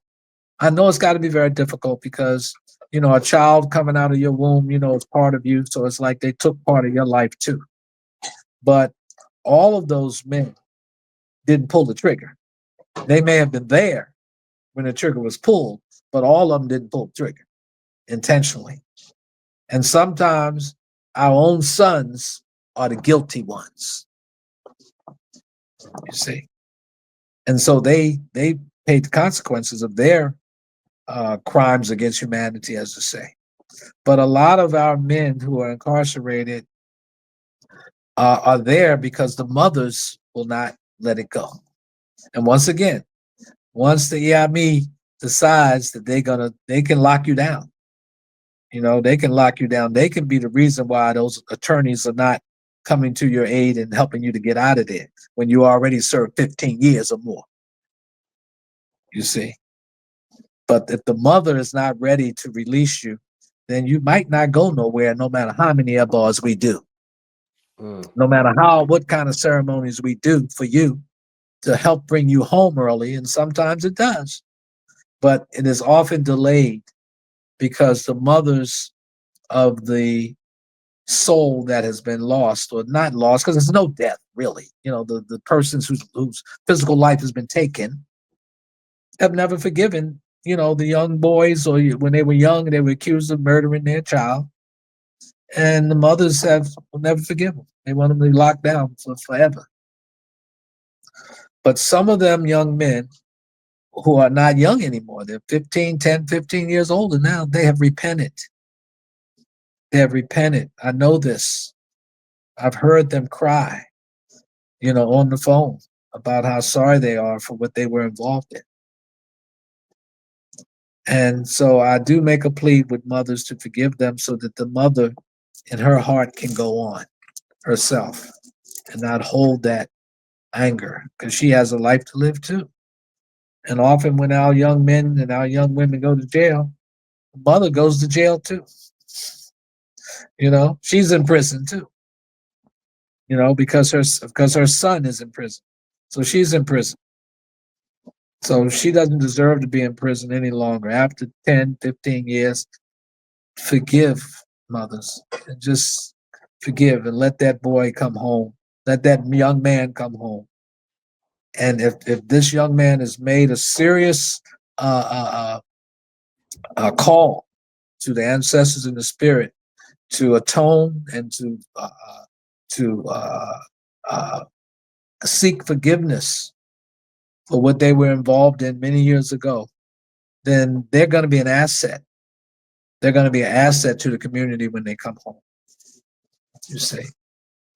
So that's my prayer and my plea to the mothers.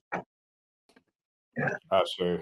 No, I appreciate that, Baba. I got two quick questions because I know it's getting kind of late, but I wanted to get these two real quick. Shout out to the new tribe members, man. We got some new tribe members who came through, made it to their first live tonight, man. I appreciate y'all not just subscribing, but joining the the live stream and, you know, joining the channel, man. It's definitely much love and appreciation. We appreciate you all. And Baba, that goes back to me kind of being someone following in your footsteps in a sense of, doing this similar type of work with pouring into the community. So you're right, and not just the grown African American or Native Olmecan American, whatever we want to call it. The young kings, like they need help too, and I take pride in doing that work with them because I see the potential. You know what I mean? Like I see the talent, I see the intelligence, I see the resilience, I see, what I'm saying, all this power, all this ashe, all this energy, but it's just there's only one component that's missing, and it's guidance. It's Yes. nurture, it's Yeah. cultivation, it's love. You know what I'm That's right. saying? It's like because that's the one of the biggest, I feel like, tragedies in our community is the lack of love and support. And not Yes. just for our males, females too. You know what I mean? Because there's so much trauma, so much pain, so much, resentment, so much hurt, so much, so Yeah. many aspects that come into play with who and what we are, especially when we show up in the world. And one of the, I feel like, most heartfelt conversations I've had in my own home with mine is like, the world is already looking at us striving to tear us down and to eliminate us or assassinate us with a target on our back or our head or wherever. The last thing we need to do internally in the nucleus is to be going to war and battling with each other. Because if Yeah. anything, this is supposed to be the safe haven. This is supposed to be the sanctuary. This is supposed to be the garden of freedom. You know what I mean? Like, and breaking away from all of the restraints, all of the chains, all of the shackles, all those things that keep us in bondage.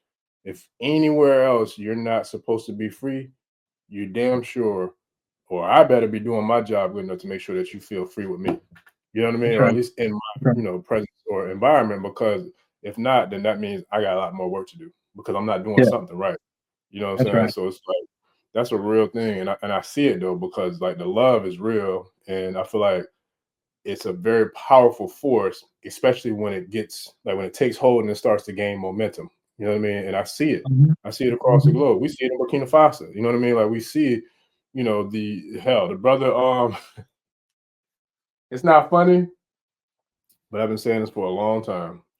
The brother who, I guess they just brought to court for running over the deputy, and I think it was Cincinnati or whatever, because his son got murdered.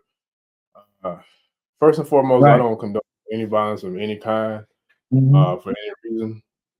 But as a man, and not just as a man, but as a black man, I feel like at some point in time, there's going to be the time where enough is enough, Oh, and sure. when people stop letting things like that happen, they'll slow down quite a bit if you go and get them the same way they got you.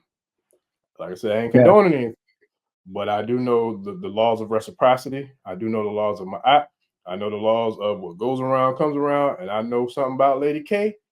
She gonna come and see. Might not Yeah. be yesterday, might That's not be right. today, might not be tomorrow. But boy, if That's you right. put it out there, it's coming back. And when they Yes. come, it's coming. So that's why Yeah. what you said, everything that you said, I feel like embodies how to avoid that, how to not put yourself in the line of fire with that, basically just Right. by living with Iwa Pele and doing what you have to do in order to, you know what I mean, live a life of freedom, knowing that you're That's not right. going out your way to make anybody else's life difficult. Yes. Facts, Miss Tucker. I Yes, say. sir. I say. Very good. Very good. Yes, sir. All right, bye-bye. So I got, like, if you got time, I got two more questions. If we could throw these two out there before we wrap it up. You got two for me? Yeah. Okay, cool. All right. So first one, I don't know who came first, but I put them to the side to make sure I kept up with them.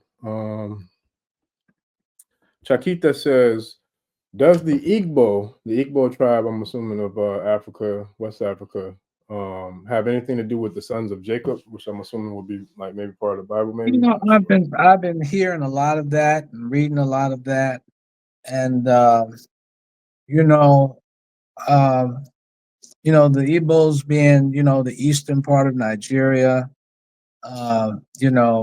bordering Cameroon, and then I think to the north, I can't remember what country is to the north of that, but the continent is so large, and since a lot of the traditions that of Kush Kemet and all of that. My studies have said that people migrated northward, because of the Nile River and the fertility of the land or whatever. But it was fertile all over. There's a lot of archaeological digs that have been done that kind of shows that, people migrated back and forth for hundreds of thousands of years. So yeah, it's quite possible that that they came from that region that later on was ascribed to Jacob. But I don't even know if that name Jacob was around back then. You know what I'm saying? I don't even know if the name existed back in that time. But if they claim to be that, that's fine. But if you look at the true history of the Igbo, when the British went in there, they came in there to intentionally, like they did elsewhere, to destroy Igbo tradition and culture. They came to destroy it. That's why you have in Igbo land today, basically most people are Catholic. They're very religious people, what have you, but they're Catholic. And if you practice Igbo traditional spirituality in Igbo land, there's a stigma associated with it. And not that it's not the same way in Nigeria too, because in some ways it is. But in Igbo land, the Igbos are very, how can I put it? The Igbo men are like fraternity. They're like a fraternity. They stick together. That's why the Igbos are very successful in business, is because they train the next man to be an apprentice. It's like, hey, we all going to get wealthy. And I respect that about the Igbo too. There's a lot to learn from the Igbos if you just watch them close enough. They are very well versed in business and very well unified as men. The men are unified, and the women are too, in a way. So look, let's not, forget about the importance of, men being fraternal, having a brotherhood, because the Igbos definitely do that. They're known for that.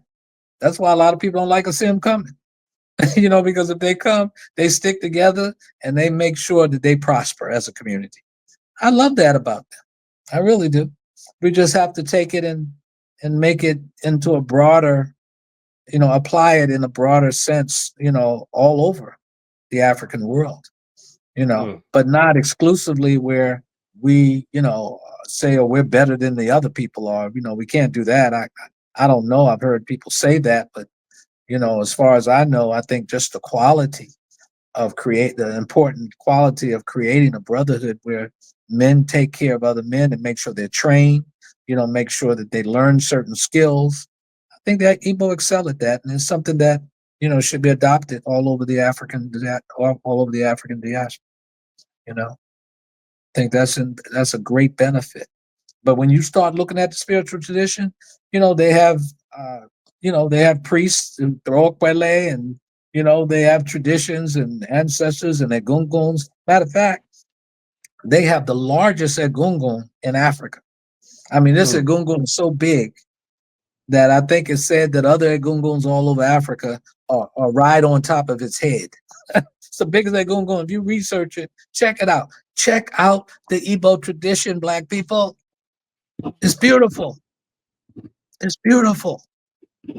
And it's very much in sync with what's done next door, in Yoruba land. Very much in sync. And a lot of African traditions are, very much in sync with each other.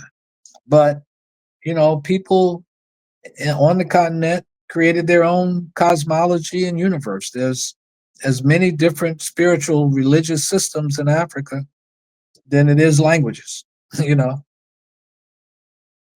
this is one of the things that has slowed down the connection between all African people, is that, and in some ways, Christianity, Islam helped to take away that tribalism in that way, where Muslims began, whether you were in Igbo land or in Nigeria, or whether you were in because Ibrahim Traore, he's a Muslim, you see, but you never hear him talking about Islam taking over and shit. You know what I'm saying? You never hear him talking about, religion. Matter of fact, the Saudis offered him to build 200 mosques in Burkina Faso, and he turned it down. Yep. He turned it down. Somebody was just telling me that either today or yesterday. Yeah.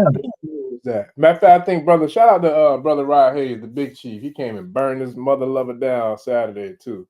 That man, and they burned it down this weekend. He was talking about that, I think, or somebody else talking, but that's real though, because it goes back to what we were just talking about, Baba. Like for me, and you know what? This is what I love and appreciate about our relationship is that it's real. So the same way I talk to you on this podcast, the same way we talk off the air, you know what I mean? Because it's just being with real people, And so, I've shared with you personally, like a part of me is kind of like in a bit of a tangle with how I feel about where we are with our tradition, because I feel like I want to be at peace.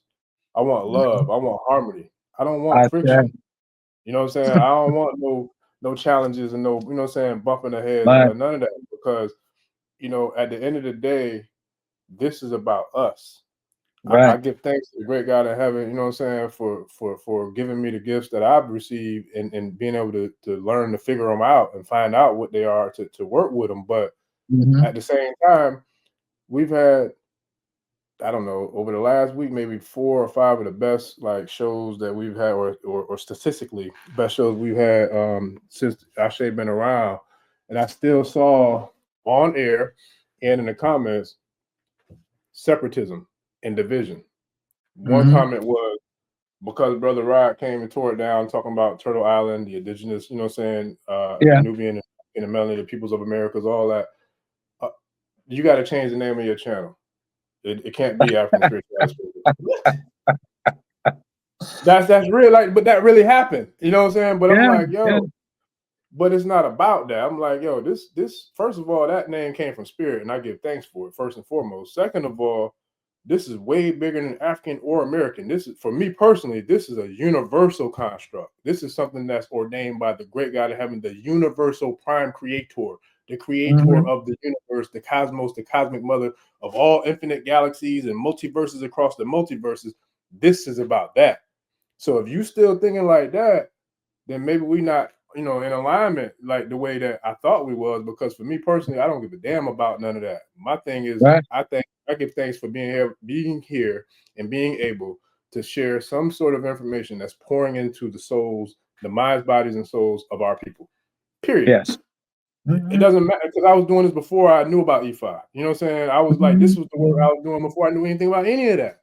So if you on that, or you want to click up or be, you know what I'm saying, like the superiority and all, man, I don't got time for that shit. For real, because that's not what I'm on. So it's like we definitely have to eliminate the division. There's enough of that already. Yeah, that's right.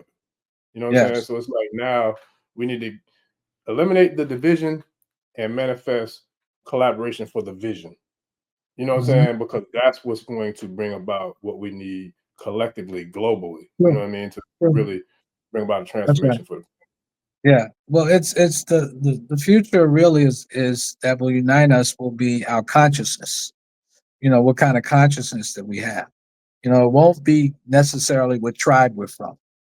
It won't be necessarily how well we have mastered a certain ethnic tradition. It won't be that, because look, we know the truth. You've got horrible people who practice Ifa. They're terrible, cruel, mean, 419 thieves. You got horrible people who practice Christianity, or horrible people who practice, other spiritual traditions. The problem is human beings. That's the problem. It's not the tradition or the spiritual practice that people practice. It's people. We have trouble with human weaknesses. And like I said before, there's over 130 of them, maybe even more. So if you don't work on yourself, then why do you want to go? If you want to go to Yoruba heaven and all these other negative people from Yoruba land are going to be there, then you're going to be real disappointed when you get there. You know what I'm saying?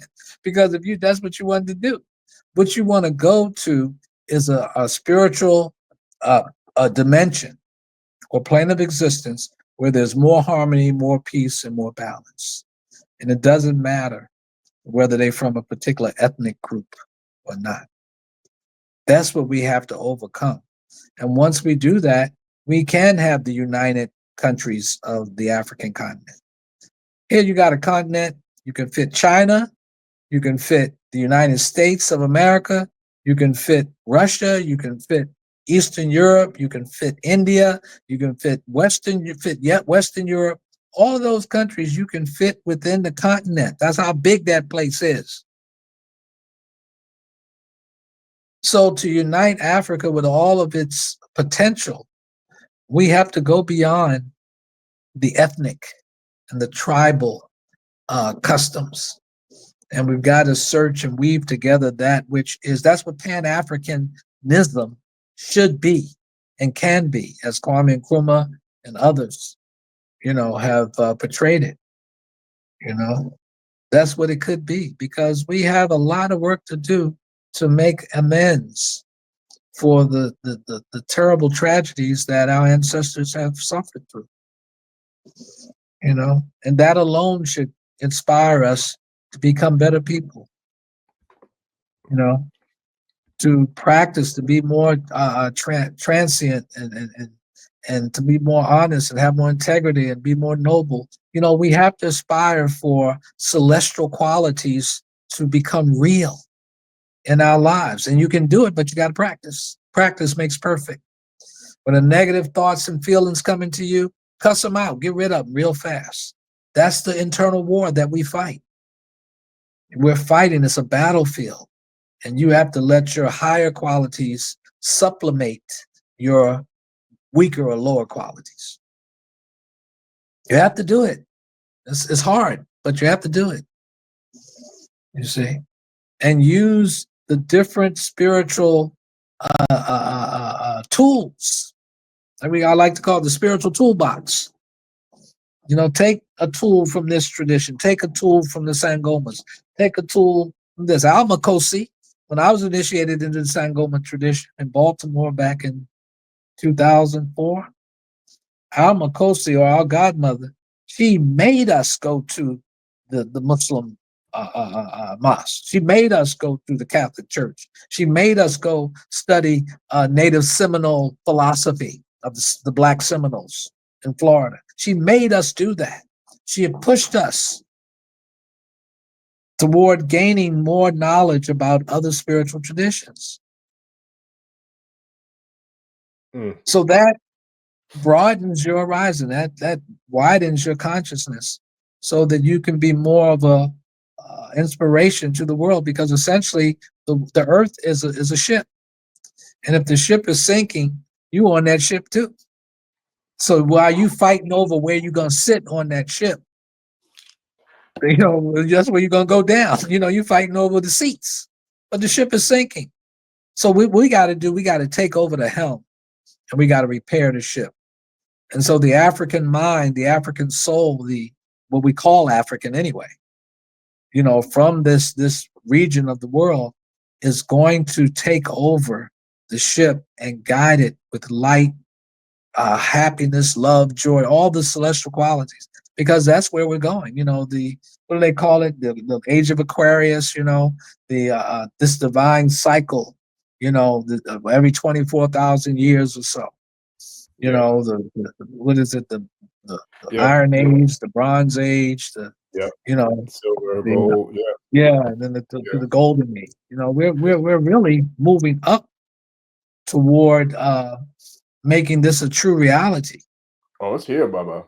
Yeah, it's already here. The teachers are here, and the young people who are being born today, there are so many ascended masters among them. These young people are not the same. If you just observe, you all got young children, y'all know something about these children. They already know stuff. They already came here already and been here many times before. So it's not that they haven't been in previous generations, because they have, but now they're coming in droves. Why?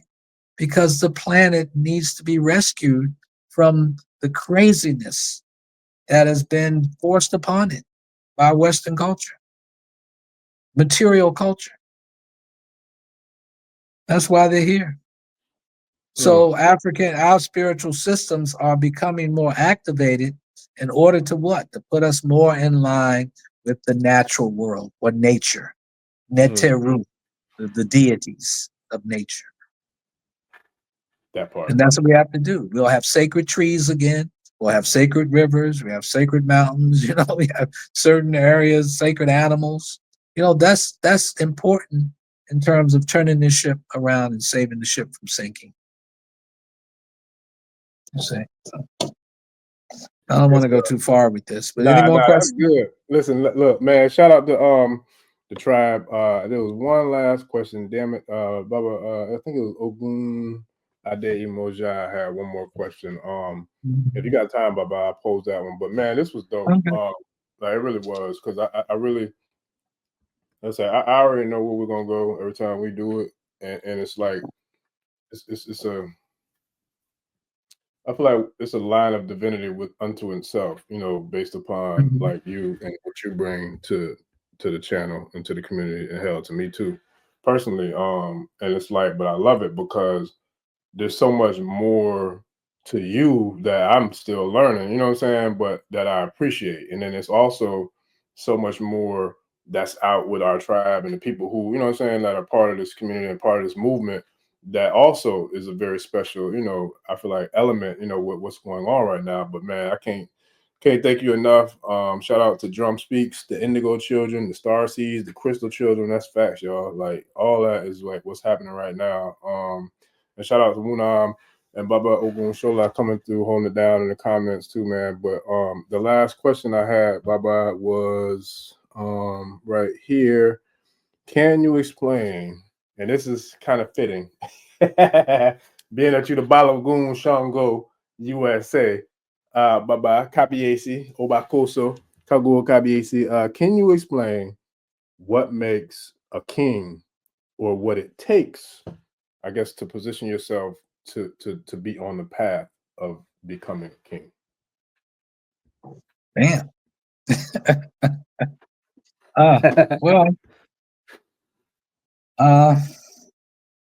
Well, of course, I guess, putting it simply, you know, your destiny. You know, normally, you know, kings are born, and they are raised in a way where their ownership becomes one of balance. You know, you can, you know, remember in Black Panther, the father of the guy who became Black Panther, you know, his son, he said something to the effect that, you know, if you're gonna be a king, you just can't be a good person. You know, you have to be able to balance the attitude or the disposition of being fair as well as being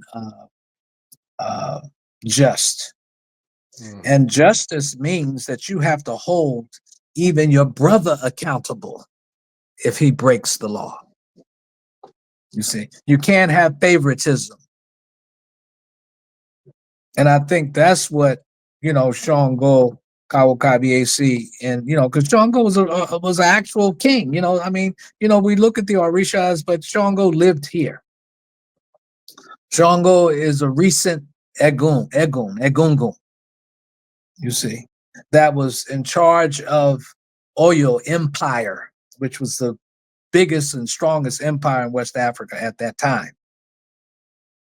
So when we talk about Shango and the qualities of Shango, you know, often we are referring to other deities or deities that were known before Shango as deities of thunder and lightning. That was Aramfe and Jakuta, and also called Hevioso and Benin.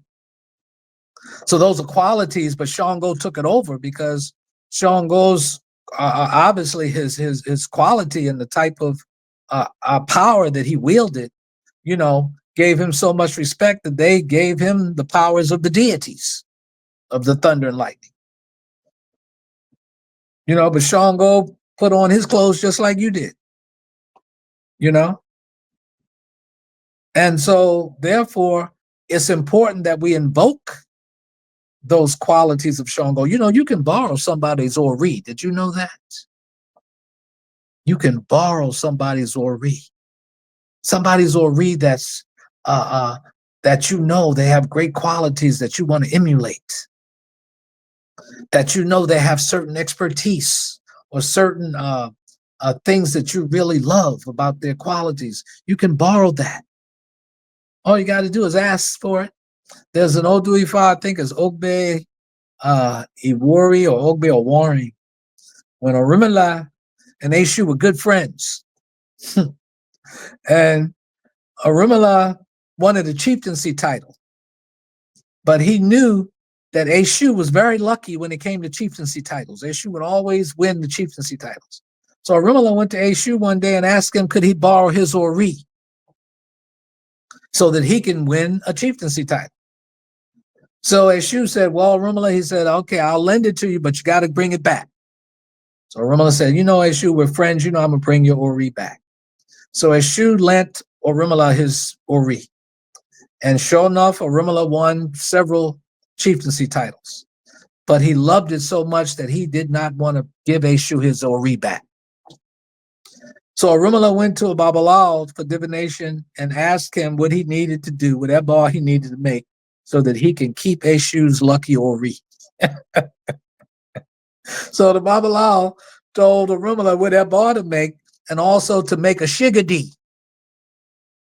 You know, the Eshu that we make, you know, with the eyes and the mouth and all that and the tuft of hair. So Orimala made a shigadi. And he took the shigadi to Eshu's shrine, but Eshu wasn't around, so he left the shigadi there and left. So when Eshu got home to his shrine and he looked, he said, well, this ain't my Ori. So he got annoyed, and so he went back to Orimala and said, Orimala, he said, that's not my Ori that you left at the shrine. And Orimala said, yes, it is. That's the same one I borrowed. Eshu said, no, it's not. So they got in an argument. So Orimala did not desist. He stayed with his line, saying that, Eshu, that's your Ori. That's the same one you gave me. So Eshu eventually gave up and said, all right, Orimala, just go and keep it. You know what I'm saying? So that's how Orimala was able to keep Eshu's lucky Ori. So that Odu Ifa explains that, yes, you can borrow somebody's Ori. You know, I remember when I first came here to Atlanta and I did a lecture at the Hammond's house in the West End. And I borrowed Dr. Abimbola's Ori for that lecture. You know, I called on his Ori to supplement mine and to assist me in that lecture. And that's how I got through that lecture. And, you know, Dr. Abimbola has this wonderful thing that he does, you know, when he recites Ifa, he closes his eyes. I love that. And I do that to this day, you know. And there's some other wonderful priests, male and female. I borrow their Oris often when I do my work. You can do that. If you feel like you need to be supplemented, then someone who you admire for the things that they have done and accomplished in their minds and their hearts and their souls, call on their Ori to supplement yours. You're not doing nobody no harm. You're not doing anybody any harm. I'm doing that. Yeah. Well, yeah. So how you make a king? You invoke a king. You invoke a king to supplement your Ori. You see, that's how you make a king. You see. And just be just. Just be a just king. You know, someone who is fair in judgment and not partisan. You see, and don't be partisan. Because when you gain power to affect people's lives, many people's lives, you know, you have to be very careful because you're gonna have to pay for that too. you know, and many people many leaders of countries and kings, they make poor decisions, then there's a lot of people downstream that's going to be hurt because of one person's bad decision. It's a burden. You know, they say a lot of times kings don't have any peace. They sitting on a log of fire. That seat is burning where a king sits because he has to make some very difficult and tough decisions. See? Yeah. I don't know if that answers your question, but that's all I know about that. Nah, I think it did. Because I know we got to close it out. But shout out to the Drum Speaks. He or she, I'm not sure if it was a male or female, had a question, but it's getting late. We got to wrap it up. Because they was asking about okay, let me see. We'll put it up. Bye-bye. So the question was, he or she, they want to know, how do they honor and venerate the Orisha or the deity named Agassu? So my question was, is that the same as a Ganju? Because I've never heard of that particular deity, but maybe you probably have, Baba. I'm not sure. Have you? Well, once again, let me get into this. There's a whole bunch of deities out there. That's what I'm saying. You know, when you talk about deities, you know, when you hear 401 deities or 201 deities, that one represents infinity. There you go. That's what that one represents. Right. You see, and sometimes qualities and activities are deified. You can personify a quality. You know, like in Isheshe, in Yoruba land, you know, they talk about the towns of Oshun, not the roads. Here in the East, in the diaspora, they talk about the roads of Oshun. You know, Yeye Kare, mother of kindness, you know. They got different names for the roads of Oshun or qualities of Oshun. In Africa, they have towns. You see, the towns of Oshun. The Ifa Odus come from towns. Oshe Meji is from Ibadan. You see. Odu Meji, I think, is Apa. So they got all these different towns where the deity comes from or the Odu comes from. Why? Because just like Atlanta got a certain kind of quality, New York got a certain kind of quality. California, LA got a certain kind of quality. You know, Houston got a certain kind of quality. So if you've been around long enough, then people talk about the qualities that have been created by the energy or frequency of the people from that town. You see? So there are 44 towns of Oshun. I have them. So I may post it one day. Other people have them, I'm pretty sure. You know. And it's funny too, because my name Oguntolu, and those who have the name Oguntolu, was one of Oshun's sons. And he had a certain dance that he would do to Oshun where he'd stick out, you know, he'd get down low and he'd stick out his buttocks and dance for Oshun. They taught me that in Oshobo many years ago. But, you know, look, don't get caught up in the just knowing about the knowledge of a certain deity. Become that deity. Let that quality of that deity and all of its glory and all of its power, incorporate that into your own life. You really don't know Ogun until you can feel Ogun. You don't know Oshun until you can feel Oshun. You may have all the information about Oshun, where she from, what her colors are, what food she like, the stories, and you ain't got not one drop of Oshun energy running through you. So you're missing the whole point. And I'm not going to say, yes, we are in a world of research. We want to learn, we want to know. But my teacher told me, how you glow is more important than what you know. You want to make it a reality for you. You want to make it a reality on what happens within this Ifa Aya. Ifa Aya means the oracle of the chest. That's the oracle that Olodumare instilled in all of us. That's your main divination tool right here. And if you attune yourself with that, then you're approaching the qualities of Iami. Because Iami is the ultimate power, baby. You better know it. And that's why she's looked upon as a female energy, the divine feminine energy. You see? Yeah. You know, because women are feeling beings, feeling creatures. And the truth is what you feel, because everything else is an act. Everything else is an act. Right? Like you watch television and you watch a show and you get all emotional and shit, and the shit ain't even real. They acting. Well, if they can do that on TV, they can do that in real life too.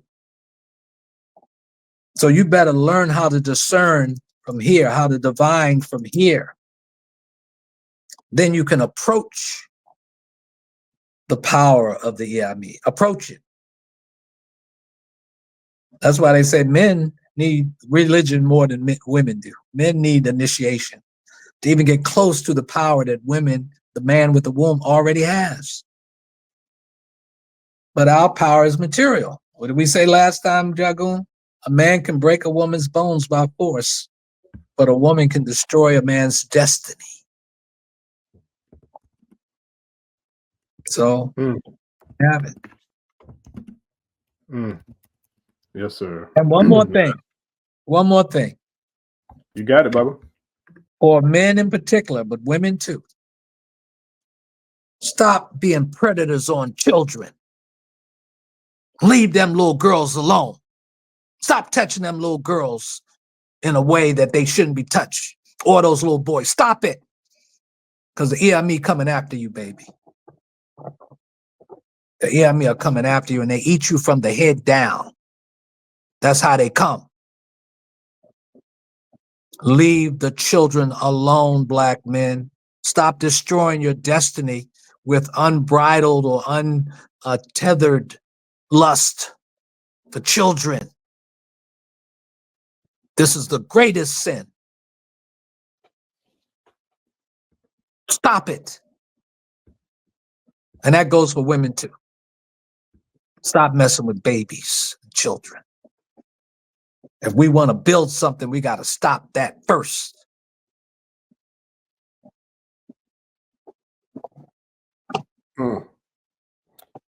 Well, there's that. I'm gonna definitely shut it down now, Baba, because you just hit something that Jagoon energy. All hey, look, that put the pot on broil and put the grill flames on swole. So so I'm gonna go ahead and sign out, because that's that other energy I was talking about. But with that kind of stuff, I ain't gonna lie to you, I don't really put up much of a fight to try to keep that energy contained, because you ask for that if you get it, and especially from the mothers. Yes, how we gonna go around? How does one go around talking about unity and black freedom and love, and they destroying people's lives from young children? They doing it in Africa too. Across the globe. Doing all kinds of horrible things. Black men have to change.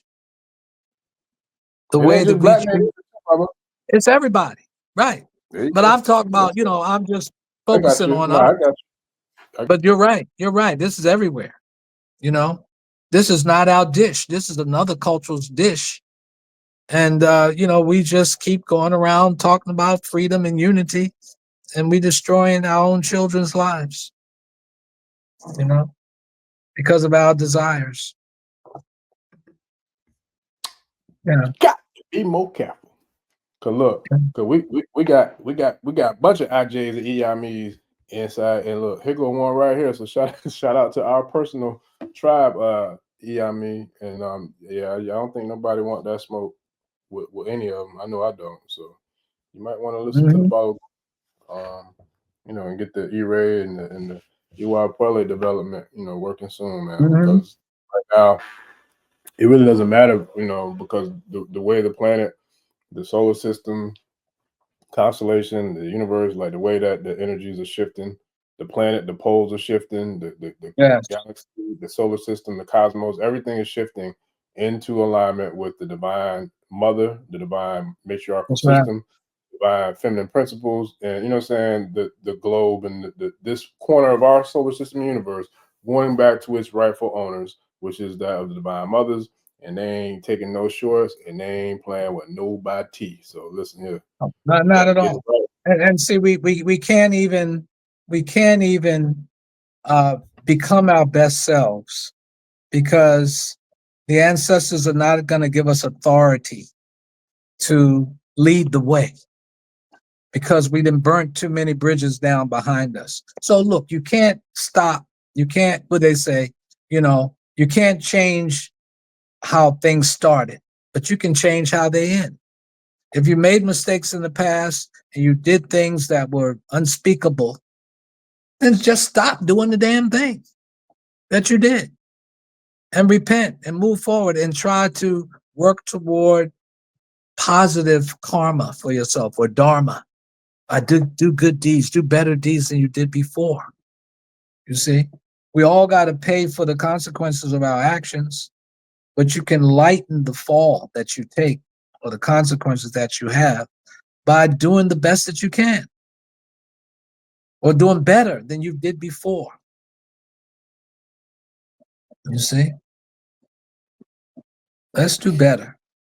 Otherwise, there's no need for us to get out there and sing, dance, and drum. And we got a whole bunch of pedophiles in damn Bay.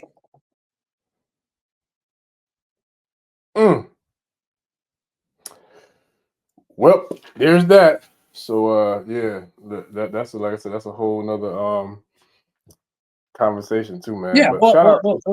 yeah, whatever. You know, I mean, they just pedophile thieves, whatever.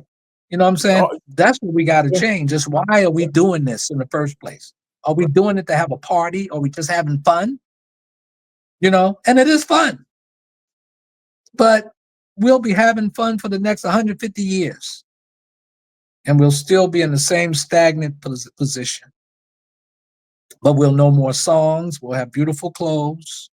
We'll have nice titles and things. You know, we'll know all the ceremonies and rituals. But any common Black woman can walk up and look at your ass and say that you're a fraud and see that you're a fraud because they can read you. They can read us. You can't keep nothing from the mothers and that Iami power.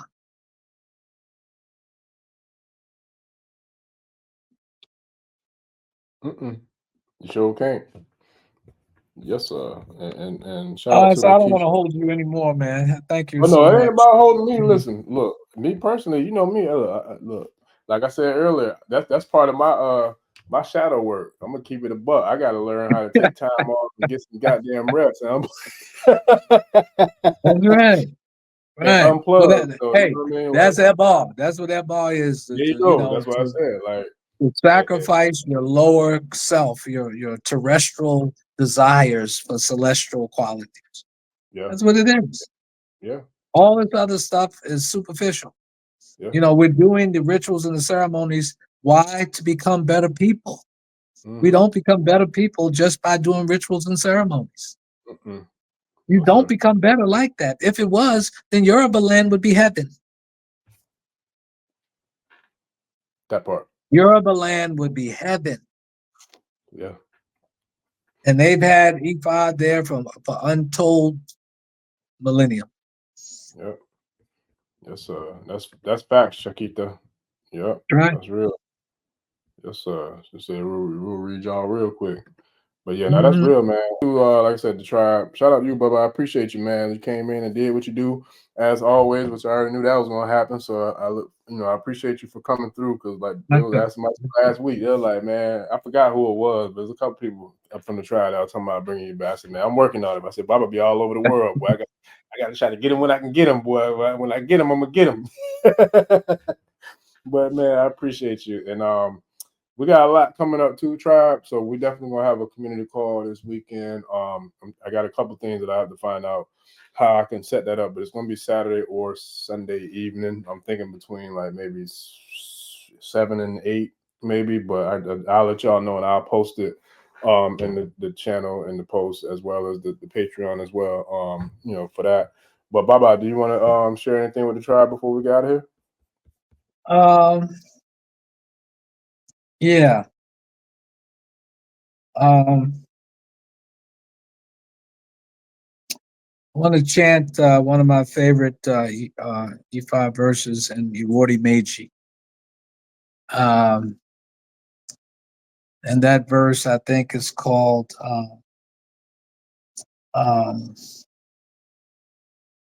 I can't remember the name of the verse, but anyway, in that verse, Ifa says, when the farmer looks at cotton wool on the other side of the river, it seems to open its white teeth, smiling joyfully. Ifa divination was performed for Spider, offspring of those who do all things in a wonderful way. Ifa, in your own wonderful way, bring all good things to us. When the farmer looks at cotton wool on the other side of the river, it seems to open its white teeth, smiling joyfully. Orumala Boru, Orumala Boye, Orumala Abo Shishe. Odabo.